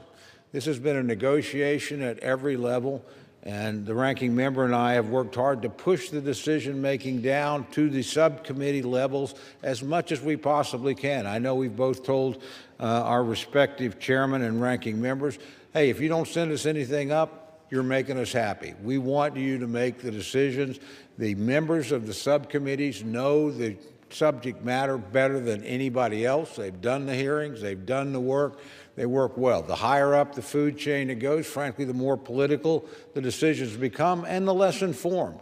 Let the people that have actually done the work write the bills, and in this case, in these 3 and the 3 preceding bills, that's exactly what happened, and I couldn't be more pleased with that result. I'd be remiss not to build on a remark my friend Ms. McCollum made in her speech.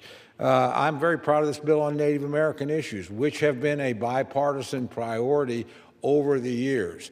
I'm proud of all my Cardinals and all my ranking members, but particularly the relationship between Mr. Simpson and Ms. Pingree, which we've seen on this committee before, and my friend Ms. McCollum, who also has chaired this subcommittee earlier in her career. As a matter of fact, we worked together on the matter that she mentioned in terms of forward funding for Indian health care. It's just been a pleasure in these areas where we have so much in common and a common commitment to fulfill our trust obligations. I, for one, am very proud of the community projects in this bill. It allows the members, not just on our committee, but across the entire Congress, to do things that they think are important for their constituents. And they're the best people to make that judgment because they represent them in the House. And my friend, again, Mr. Delors worked over the years to build a system that will make sure that these things are used appropriately, honestly, and openly. We continue to work together in that matter. And again, I'm very, very proud of her. So, Mr. Speaker, I want to join every other speaker today, which is unusual in a very partisan, polarized era, to urge the passage of this bill. We've worked together. We've worked in good faith. We've worked effectively. We've actually cut spending in these bills collectively. I think we have a common commitment to get the most out of our tax dollars. So I think this is a three-bill package, as the previous three-bill package was, that members of this body can be proud of, should point to, and should celebrate when we have bipartisan, bicameral cooperation and work together. We can get the job done and do a great job for the American people. I share my good friend Mr. Delors' opinion. In this case, that's exactly what we did. So I urge support for the bill, urge its passage, and with that, I will yield back my time and, again, urge my colleagues to support. The gentleman from Oklahoma yields. All time for debate has expired. Pursuant to House Resolution 977, the previous question is ordered. Pursuant to Section 4A of House Resolution 977, the chair will put the question on retaining Division A of the bill and then retaining Divisions B and C. The question is, shall Division A of the bill be retained? Pursuant to Section 4B of House Resolution 977, the yeas and nays are ordered. Pursuant to Clause 8 of Rule 20 in the order of the House of today, further proceedings on this question will be postponed.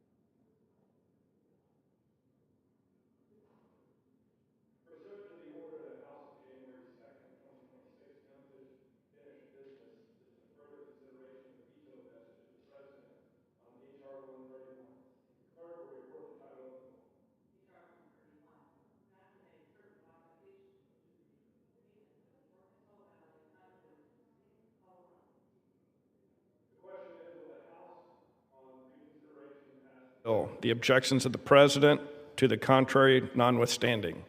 The gentleman from Arkansas, Mr. Westerman, is recognized for 1 hour.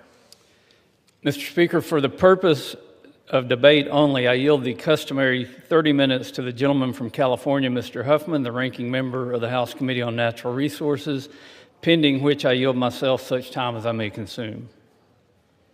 The gentleman is recognized. Mr. Speaker, I ask unanimous consent that all members have 5 legislative days to revise and extend their remarks and to include extraneous material on the veto message of the President of the United States to the bill H.R. 131. Without objection. Mr. Speaker, H.R. 131, the Finish the Arkansas Valley Conduit Act, facilitates the construction of the Arkansas Valley Conduit, or AVC, by easing the repayment requirements for project beneficiaries. The AVC is designed to provide potable water from Pueblo Reservoir to 39 communities in southeastern Colorado, many of which are dependent on groundwater supplies that contain unacceptable levels of naturally occurring heavy metals and radionuclides. According to the Southeastern Colorado Water Conservancy District, 18 of those communities are currently failing to meet federal drinking water standards due to these contaminants. H.R. 131 passed the House Committee on Natural Resources and then the House of Representatives on July 2025. However, President Trump has returned H.R. 131 to the House of Representatives without his approval. I respect the administration's views on this legislation and its commitment to fiscal responsibility. President Trump's record demonstrates a commitment to prioritizing unleashing abundant water supplies across the West. I reserve the balance of my time. The gentleman from Arkansas reserves. The gentleman from California is recognized. Thank you, Mr. Speaker. I yield myself such time as I may consume. The gentleman from California is recognized. Thank you. In 1962, Congress authorized a 130-mile pipeline known as the Arkansas Valley Conduit to deliver clean, reliable water to communities in southeastern Colorado. More than 60 years later, the project remains uncompleted while communities in the region continue to face unreliable water supplies and serious water quality challenges. The drinking water sources they rely on are often contaminated with unsafe levels of radium, uranium, and other pollutants, and treating these contaminants places a significant burden on rural communities and forces many families to rely on bottled water or expensive filtration systems to meet basic needs that we all take for granted. The Arkansas Valley Conduit was designed to address these challenges, but the project is still not completed, largely because the communities that it will serve do not have the financial capacity to meet the traditional repayment obligations. They need our help. For over a decade, the Colorado delegation has worked to advance this project so that families in southeastern Colorado can finally have access to clean, safe drinking water. Senators Bennett and Hickenlooper helped secure $500 million through the Infrastructure Investment and Jobs Act for this project. That was a major step toward completion. And last year, this body worked in a bipartisan manner to pass H.R. 131. Now, as introduced, Representative Boebert's bill did raise some concerns about removing interest payments and extending the repayment period, but our colleagues in the Senate worked to address these shared concerns, and we in the Natural Resources Committee came together to build on that work to ensure that this legislation addresses the real water reliable challenges facing the people of southeastern Colorado while remaining consistent with core reclamation law principles. Together, Congress sent the President a carefully negotiated and narrowly tailored bipartisan bill to support the completion of this project. Now, the administration has no problem subsidizing water for certain stakeholders, including large-scale agricultural products, but when it comes to a tailored bill to ensure access to safe drinking water for rural communities, unfortunately, the President has taken a different path. Now, we're going to talk about the merits of this bill today, I'm sure, but we all know that this veto has nothing to do with fiscal policy, nothing to do with the merits. There's been extensive reporting that raises broader concerns about the administration's posture toward the state of Colorado and even toward the sponsor of this bill. We know what this veto was about. And the message that that sends to Colorado and communities awaiting the completion of the Arkansas Valley Conduit is deeply troubling. Meanwhile, and the good news is that this Congress has kept working to find a solution, and the legislation before us today is reasonably negotiated, bipartisan. It's going to help communities who have waited too long to finally have clean water. I want to thank my colleagues for their commitment to working with us to reach the language before us today. I'm deeply disappointed that the President chose to veto a bill that would help communities gain access to clean drinking water. The communities of southeastern Colorado deserve better, and today we have a bipartisan opportunity to do that for them. I want to express my support, urge my colleagues to vote yes on overriding the President's veto, and reserve the balance of my time. The gentleman from California reserves. The gentleman from Arkansas is recognized. Mr. Speaker, I yield 6 minutes to the gentlewoman from Colorado, the lead sponsor of this legislation, Ms. Boebert. The gentlewoman from Colorado is recognized. Thank you, Mr. Speaker, and thank you to the chairman of our House Natural Resources Committee and to the ranking member of our committee, and thank you so much for all the work that has been put in by my colleagues in the Senate on this important bill. Mr. Speaker, I urge my colleagues to vote in favor of today's veto override to ensure my bill, H.R. 131, becomes law. In December of last year, this common sense, bipartisan, and bicameral bill passed both House and Senate unanimously.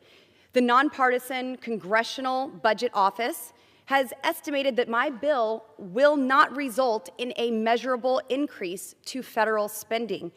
H.R. 131, the Finish the Arkansas Valley Conduit Act, will help small rural communities in southeast Colorado finally complete a federal water project that was authorized in 1962 under the Kennedy administration. Radium, uranium, and other naturally occurring elements are found in the surface and groundwater of the southeastern Colorado, and water quality is problematic year-round because of its salinity, selenium, sulfate, hardness, and manganese levels. The Bureau of Reclamation has found that these contamination levels are so severe that local communities could see the cost of their drinking water triple without this legislation. Contrary to what the veto message states, my bill does not authorize any additional federal funding. It simply modifies the repayment terms for small rural communities in my district so they are able to afford their 35% cost share of the project that they are statutorily obligated to repay. After the project broke ground, inflation took place. It doubled under the previous administration, and the price tag of this project due to construction and labor costs. Once completed, the Arkansas Valley Conduit will provide 7,500 acre-feet of water per year to as many as 50,000 Coloradans across 40 different communities in Pueblo, Otero, Bent, Kiowa, Prowers, Crowley, and Baca counties. I want to boldly remind my colleagues here today that this project broke ground during the first Trump administration in 2020 due to major investments from the Trump-led Bureau of Reclamation and the state of Colorado.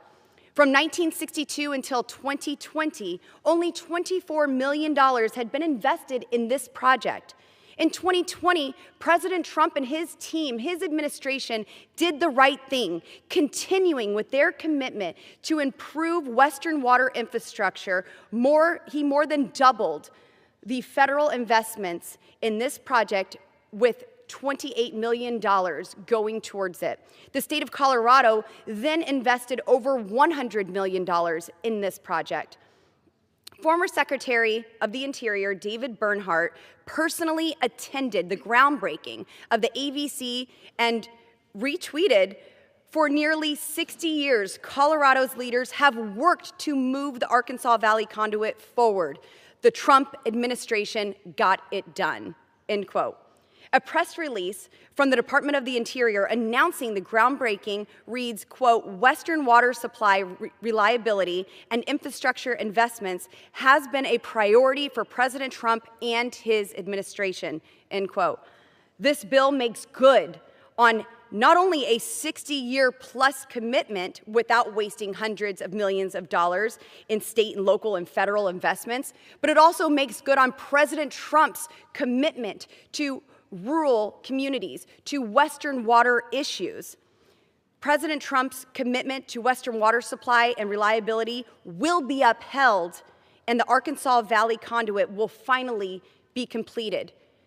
We were able to get this bill passed and sent to the White House the right way, the way that I have fought for since I have been in Congress. This is a piece of legislation that has gone through committee, has been negotiated, has been debated, has gone back and forth between both chambers, and we were able to pass this single subject legislation all the way through with unanimous support in this body and in the Senate.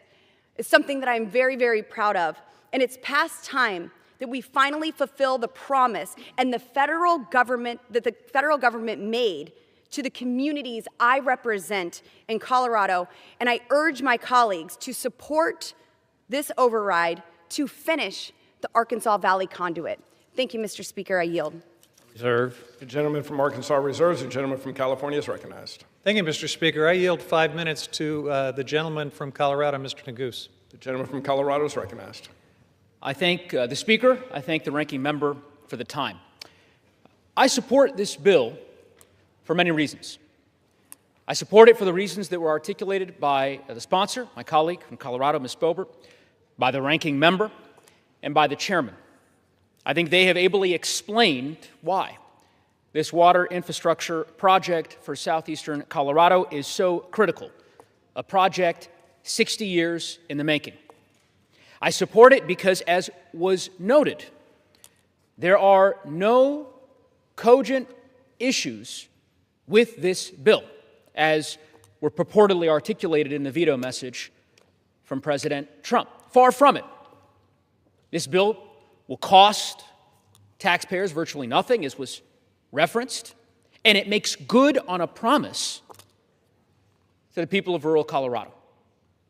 I support the bill because I believe that the people of Otero County and Bent County and Crowley County deserve access to clean water, just as every citizen of the great state that I serve and that Ms. Boebert serves, that Mr. Hurd serves, and my other colleagues in the Colorado Congressional Delegation deserve. I think what's perhaps missing from this debate, and it's important for us to level with the American people, is why are we here? Why,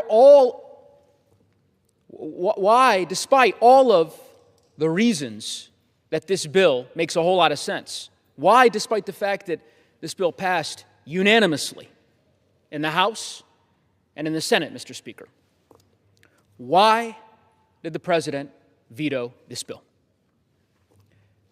We are here, unfortunately, profoundly, because the President has declared war on our state. In the last 40 days, he has taken step after step to harm the people that I serve and that I represent, denying disaster assistance for folks in Rio Blanco County, down south in La Plata County, freezing child care assistance, food assistance for hungry families across our state, trying to dismantle a scientific institution in my district, and now denying access to clean water to 50,000 people in southeastern Colorado. It is unconscionable. And I firmly believe that the House and the Senate, and I'm speaking to my Democratic colleagues, to be clear, that it is important in this moment for members to support this override and ensure that this promise that was made to the people of southeastern Colorado is not impaired, it's not abrogated by the President's retaliation against the state of Colorado. We cannot let that become the new normal. And I will say to all of my colleagues, as you consider where you land on this particular vote, let me be abundantly clear.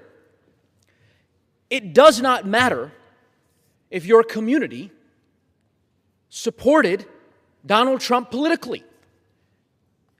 If we don't take this step, trust me, no town is safe. No county is safe. No state is safe from political retaliation by the administration. We will be back here on the floor debating a veto for a project in Arkansas or in Texas or in Ohio.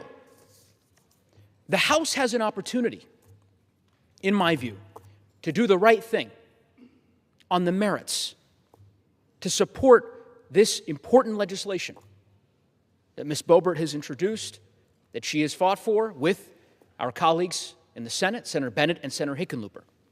And I am urging every member of this body, put aside political differences, recognize that this is a bill you already supported as recently as last month, recognize that it's going to have a dramatic and consequential impact on a lot of Americans, hard-working Americans in the rural parts of our country, and vote in the affirmative on the override. And with that, Mr. Speaker, I'll yield back the balance of my time to the ranking. I reserve. The gentleman from California reserves. The gentleman from Arkansas is recognized. Mr. Speaker, I yield 8 minutes to the gentleman from Colorado, Mr. Hurd. The gentleman from Colorado is recognized.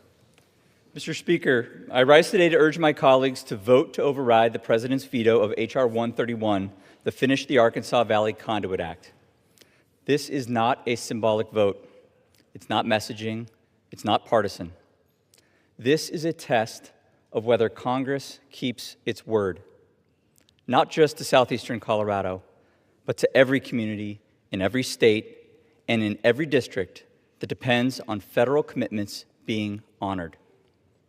For those of us who represent the American West, this vote is personal. In the West, water means survival. It means whether communities grow or disappear, whether agriculture survives, and whether moms can trust the water they give their kids out of the tap. Westerners understand something instinctively. When the government makes a water promise, it should keep it. In 1962, Congress authorized the Arkansas Valley Conduit to deliver safe drinking water to rural communities in southeastern Colorado. These communities grow amazing watermelon, cantaloupe, and chilies, and support families who ranch and raise livestock. When we talk about honoring federal commitments, we are talking about whether the people who grow our food can have clean water. Decades later, that promise remains unfinished. More than 50,000 Coloradans across a distance spanning more than some eastern states still rely on contaminated, radioactive groundwater. 18 systems are under enforcement orders for violating EPA standards. These are real families, real towns, and real public health consequences. Rural Colorado and rural America more broadly voted overwhelmingly for this president and for an agenda that promised they would not be forgotten. They expected Washington to keep its word, not abandon them midway. H.R. 131 doesn't expand this drinking water project or authorize construction or increase the federal share or create any new entitlement. It doesn't bail out any mismanagement. It simply gives rural communities more time and flexibility to repay the federal government. It extends the repayment period and lowers the interest rate in cases of economic hardship. It prevents hundreds of millions of dollars from being stranded mid-construction. It lets communities doing their part, who are repaying the government, finally access clean water. This bill passed both houses unanimously. Republicans and Democrats from across the entire country, all of us agreed, this is a project worth completing, not abandoning. Mr. Speaker, voter overrides are rare, and they should be. But the Constitution gave Congress this authority for moments exactly like this. The legislative branch speaks with unity and clarity, and the executive branch says no anyway. In modern congressional history, it is extraordinarily rare and perhaps unprecedented for a president to veto a bill that passed both chambers unanimously while his party holds unified control of the government. That should give every member pause. If Congress cannot keep a clear, long-standing, bipartisan commitment like this, what message does that send to communities in every state and in every district relying on similar commitments? What certainty do they have that our word means anything? Yesterday, the administration issued a statement opposing this override, claiming it continues failed policies of the past and burdens taxpayers with a local water project. This is not a new water project. It is a federally authorized water system underway for decades with consistent bipartisan congressional support. And this exact project was previously celebrated by this president himself. On October 3rd, 2020, President Trump's Department of the Interior issued a press release titled, "Trump Administration Breaks Ground on Long-Awaited Arkansas Valley Conduit to Bring Safe, Clean Water to Rural Colorado Communities." Earlier that year, the president visited Colorado and praised the Arkansas Valley Conduit. He said, and I quote, "We got the money to begin construction." His own Secretary of the Interior broke ground on this project. If the project was worth supporting in a campaign rally and celebrating at a groundbreaking, surely it is worth finishing. It was the right position then. It is the right position now. Mr. Speaker, if a bill that passed unanimously, that costs almost nothing, that fulfills a 60-year federal promise, and that protects public health can be vetoed under these circumstances, then bipartisan work in this institution is at risk. And I ask my colleagues, how would you feel if a project like this in your district, passed unanimously, fulfilled a decades-long promise, and was vetoed anyway? That's what these rural communities are facing. My constituents are watching, and your constituents are watching to see whether Congress means what it says. This vote is not about defying the president. It is about defending Congress. It's about strengthening this institution and standing for the people who trust us to fight for them. For those of us who represent the West, this is also about standing together. Western water projects are long-term, complex, and federally driven by necessity. If Congress walks away from a 60-year commitment mid-project, then no Western project is truly secure, and no district anywhere in this country can trust that a federal infrastructure promise will be kept. I ran for Congress to fight for my district, even when it's difficult, even when it's uncomfortable, and even when the outcome is uncertain. This is one of those moments. Mr. Speaker, some of my colleagues may be feeling pressure today to accept the veto. I get it. But I would ask every member to consider the pressure felt by the communities they represent, especially those in rural America who need infrastructure built, who need clean water, and who need Washington to mean what it says. What does it say to them, to all of our constituents, if this institution makes this kind of commitment and walks away when it matters most? This override is about finishing what we started, honoring commitments, protecting taxpayer dollars, and standing by rural communities. And yes, it's also about protecting this institution. For these reasons, I respectfully urge my colleagues to vote to override the veto of H.R. 131. Thank you, Mr. Speaker. I yield back. Mr. Speaker, I have no further requests for time. I'm prepared to close, and I continue to reserve. The gentleman from Arkansas reserves. The gentleman from California is recognized. Thank you, Mr. Speaker. You know, I really, in this moment, could care less about Ms. Boebert's politics or Mr. Hurd's politics. What I see before us is a piece of legislation that does an awful lot of good for people, a bill that was carefully negotiated, that is bipartisan, that is common sense. It's a water infrastructure bill. And every member of this House looked past their political differences and did the right thing when we passed this unanimously out of the House of Representatives. That was Congress just doing its job. If a non-controversial, bipartisan, good bill like this can be taken hostage and become a weapon for settling political scores, well, it may not be in your state, it may not be in your district, but that could happen and will happen to any of us. And so, Mr. Speaker, this may seem like a little water infrastructure bill, but this is a bigger moment than that. This is a bit of a Spartacus moment. for the members of this body, because any of us could face this, and we're about to find out. I hope the people of this country are watching. I know history is actually going to be watching what happens here, because if Congress is able to override this veto, it's a statement that even in a moment of extreme polarization and dysfunction and conflict, we were able to get some work done. That would be Congress doing its job. But if we fail to override this veto, that would say something much, much more troubling. I urge my colleagues to do the right thing, and I yield back. The gentleman from California yields. The gentleman from Arkansas is recognized. Mr. Speaker, I respect the administration's views on this legislation. I respect my colleagues from Colorado's passion for their districts and for their state.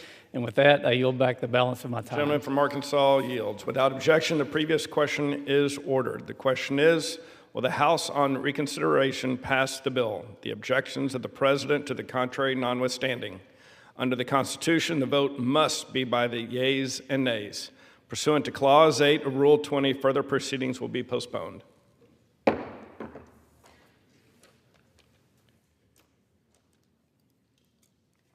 Pursuant to the order of the House of January 2nd, 2026, the unfinished business is the further consideration of the veto message of the President on H.R. 504. The clerk will report the title of the bill. H.R. 504, an act to amend the Makasuki Reserved Area Act to authorize the expansion of the Makasuki Reserved Area and to carry out activities to protect structures within the Osceola Camp from flooding and for other purposes. The question is, will the House on reconsideration pass the bill? The objections of the President to the contrary withstanding. The gentleman from Arkansas, Mr. Westman, is recognized for 1 hour. Mr. Speaker, for the purposes of debate only, I yield the customary 30 minutes to the gentleman from California, Mr. Huffman, the ranking member of the House Committee on Natural Resources, pending which I yield myself such time as I may consume. The gentleman from Arkansas is recognized. Mr. Speaker, I ask unanimous consent that all members have 5 legislative days to revise and extend their remarks and to include extraneous material on the veto message of the President of the United States to the bill H.R. 504. Objection. Mr. Speaker, we're here today as President Trump has returned H.R. 504, the Makasuki Reserved Area Amendments Act, to the House of Representatives without his approval. H.R. 504, sponsored by Representative Jimenez, would amend the Makasuki Reserved Area Act, or MRAA, to include the Osceola Camp, a tribal village within the Everglades as part of the Makasuki Reserved Area. It also directs the Secretary of the Interior, in consultation with the tribe, to safeguard structures within the Osceola Camp from flooding events. The Makasuki tribe is currently located in the Greater Everglades in southern Florida. Following federal recognition of the tribe in 1962, the Makasuki's northernmost villages within what became Everglades National Park were managed under a special use permit until 1998, when Congress placed that permit framework with the MRAA, authorizing the tribe's use of the area and noting it as Indian country. The original law did not include Osceola Camp. H.R. 504 would include the Osceola Camp in the Makasuki Reserved Area and formalize a partnership between the tribe and the federal government to address flooding risk in the area. H.R. 504 passed the House Committee on Natural Resources in June 2025 and the House of Representatives in July 2025. However, I respect the President's views on this legislation and his commitment to fiscal responsibility, and I reserve the balance of my time. The gentleman from Arkansas reserves. The gentleman from California is recognized. Thank you, Mr. Speaker. The Natural Resources Committee is entrusted with working on behalf of Indian country. And while we don't always agree on everything, we have a long history of bipartisan work and a shared commitment to advancing legislation that benefits tribal communities. H.R. 504 is one clear example of this.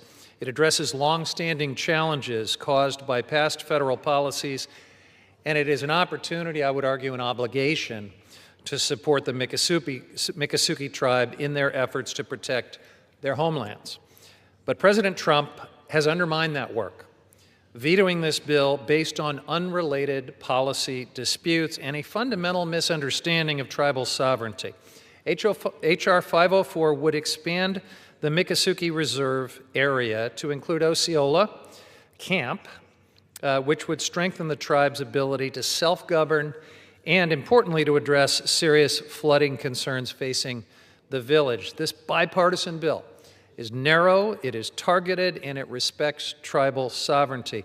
After reviewing the President's statement regarding his veto, it's very clear that this decision was not limited to the merits of the bill or to any particular policy. Instead, his statement criticizes the tribe for actions taken to protect the Everglades, their homelands, from environmental risks. It even takes issue with the tribe's opposition to his administration's unpopular immigration policies.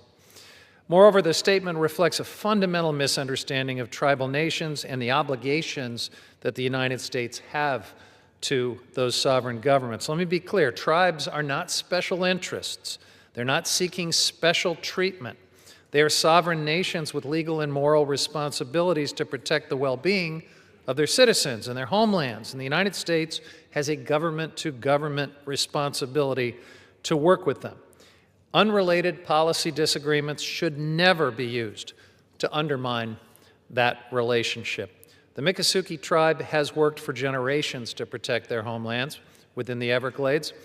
H.R. 504 would ensure that a historic tribal village is protected while allowing for critical restoration efforts to move forward without displacing the community. It's pretty straightforward. It's non-controversial. It was broadly, universally bipartisan. It never should have been vetoed. I urge my colleagues to support H.R. 504, vote yes on overriding this veto, and I reserve the balance of my time. The gentleman from California reserves. The gentleman from Arkansas is recognized. Mr. Speaker, I have no request for time. I'm prepared to close, and I continue to reserve. The gentleman from Arkansas reserves. The gentleman from California is recognized. I reserve. The gentleman from California is recognized. You're going to close? Yeah. Okay, I can close. Thank you, Mr. Speaker. I do have a colleague that's just arrived. I am so pleased to yield 5 minutes to the gentlelady from Florida, Ms. Wasserman Schultz. The gentlewoman from Florida is recognized. Thank you, Mr. Speaker. And I thank the gentleman for yielding. Mr. Speaker, it is disappointing that I must rise to support this veto override of the Miccosukee Reserved Area Amendments Act.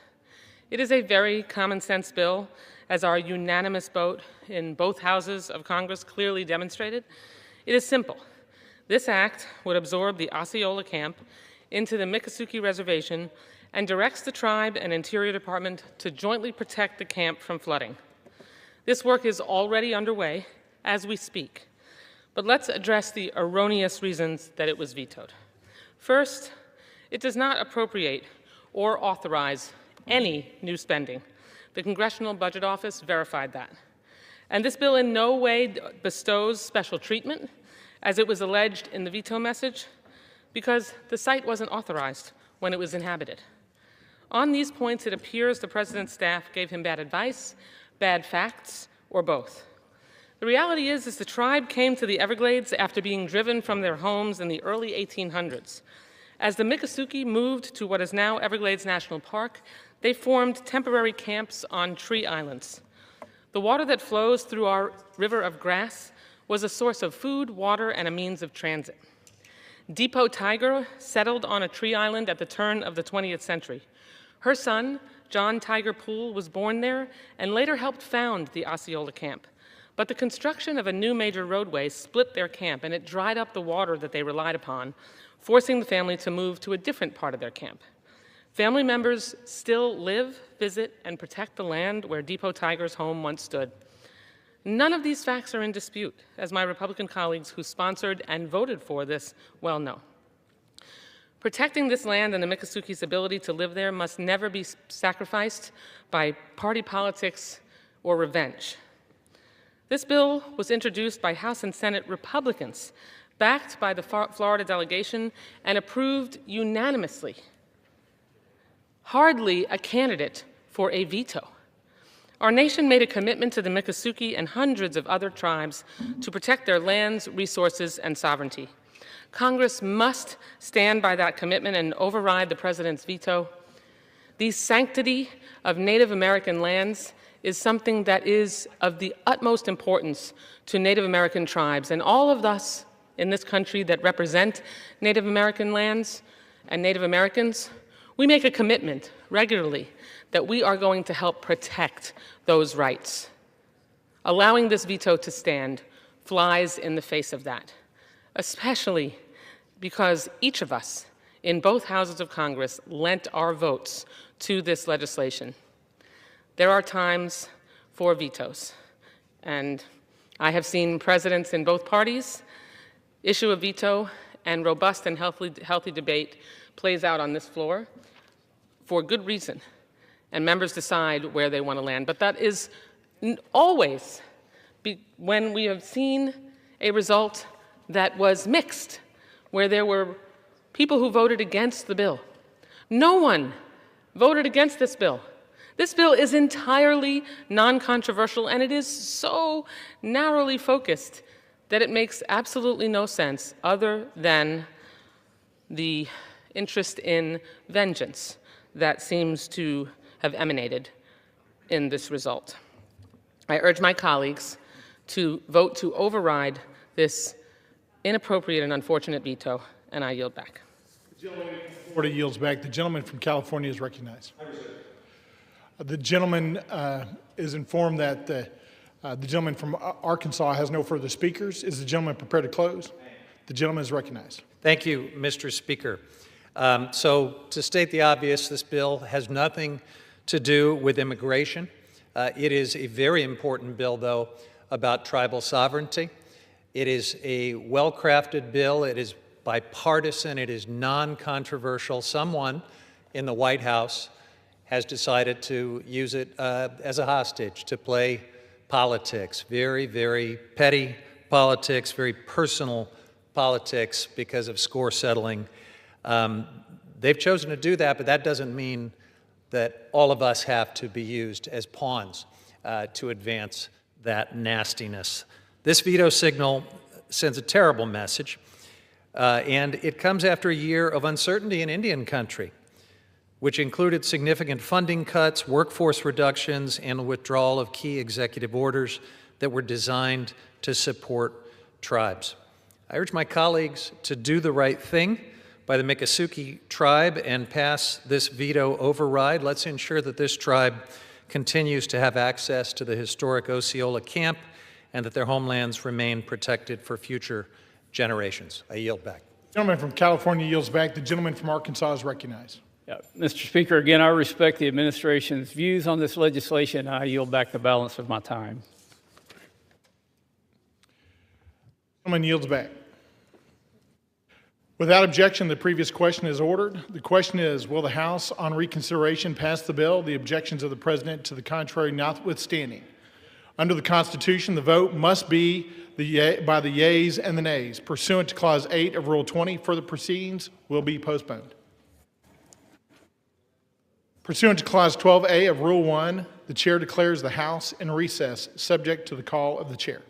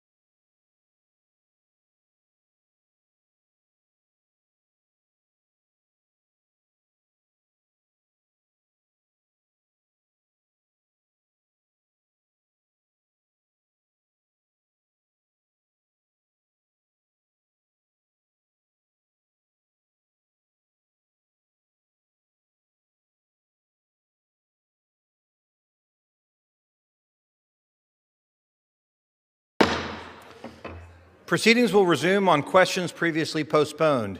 Votes will be taken in the following order: retaining Division A of H.R. 6938, retaining Divisions B and C of H.R. 6938, passage of H.R. 6938, passage of H.R. 504, the objections of the President to the contrary notwithstanding, passage of H.R. 131, the objections of the President to the contrary notwithstanding, and adoption of House Resolution 780. The first electronic vote will be conducted as a 15-minute vote pursuant to Clause 9 of Rule 20. Remaining electronic votes will be conducted as 5-minute votes. Pursuant to Clause 8 of Rule 20 and the order of the House of today, the unfinished business is the vote of retaining Division A of H.R. 6938, on which the yeas and nays are ordered. The clerk will report the title of the bill. H.R. 6938, a bill making consolidated appropriations for the fiscal year ending September 30th, 2026, and for other purposes. The question is on retaining Division A. Members will record their votes by electronic device. This is a 15-minute vote.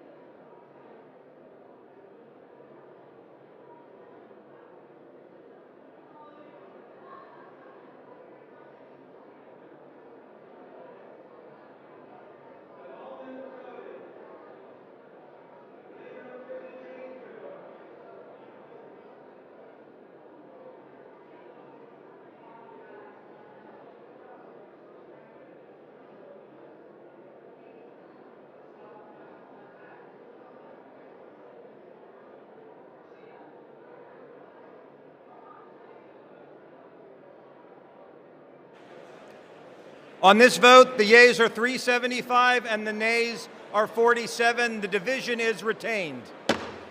The chair will now put the question on retaining divisions B and C of the bill. The question is, shall divisions B and C be retained?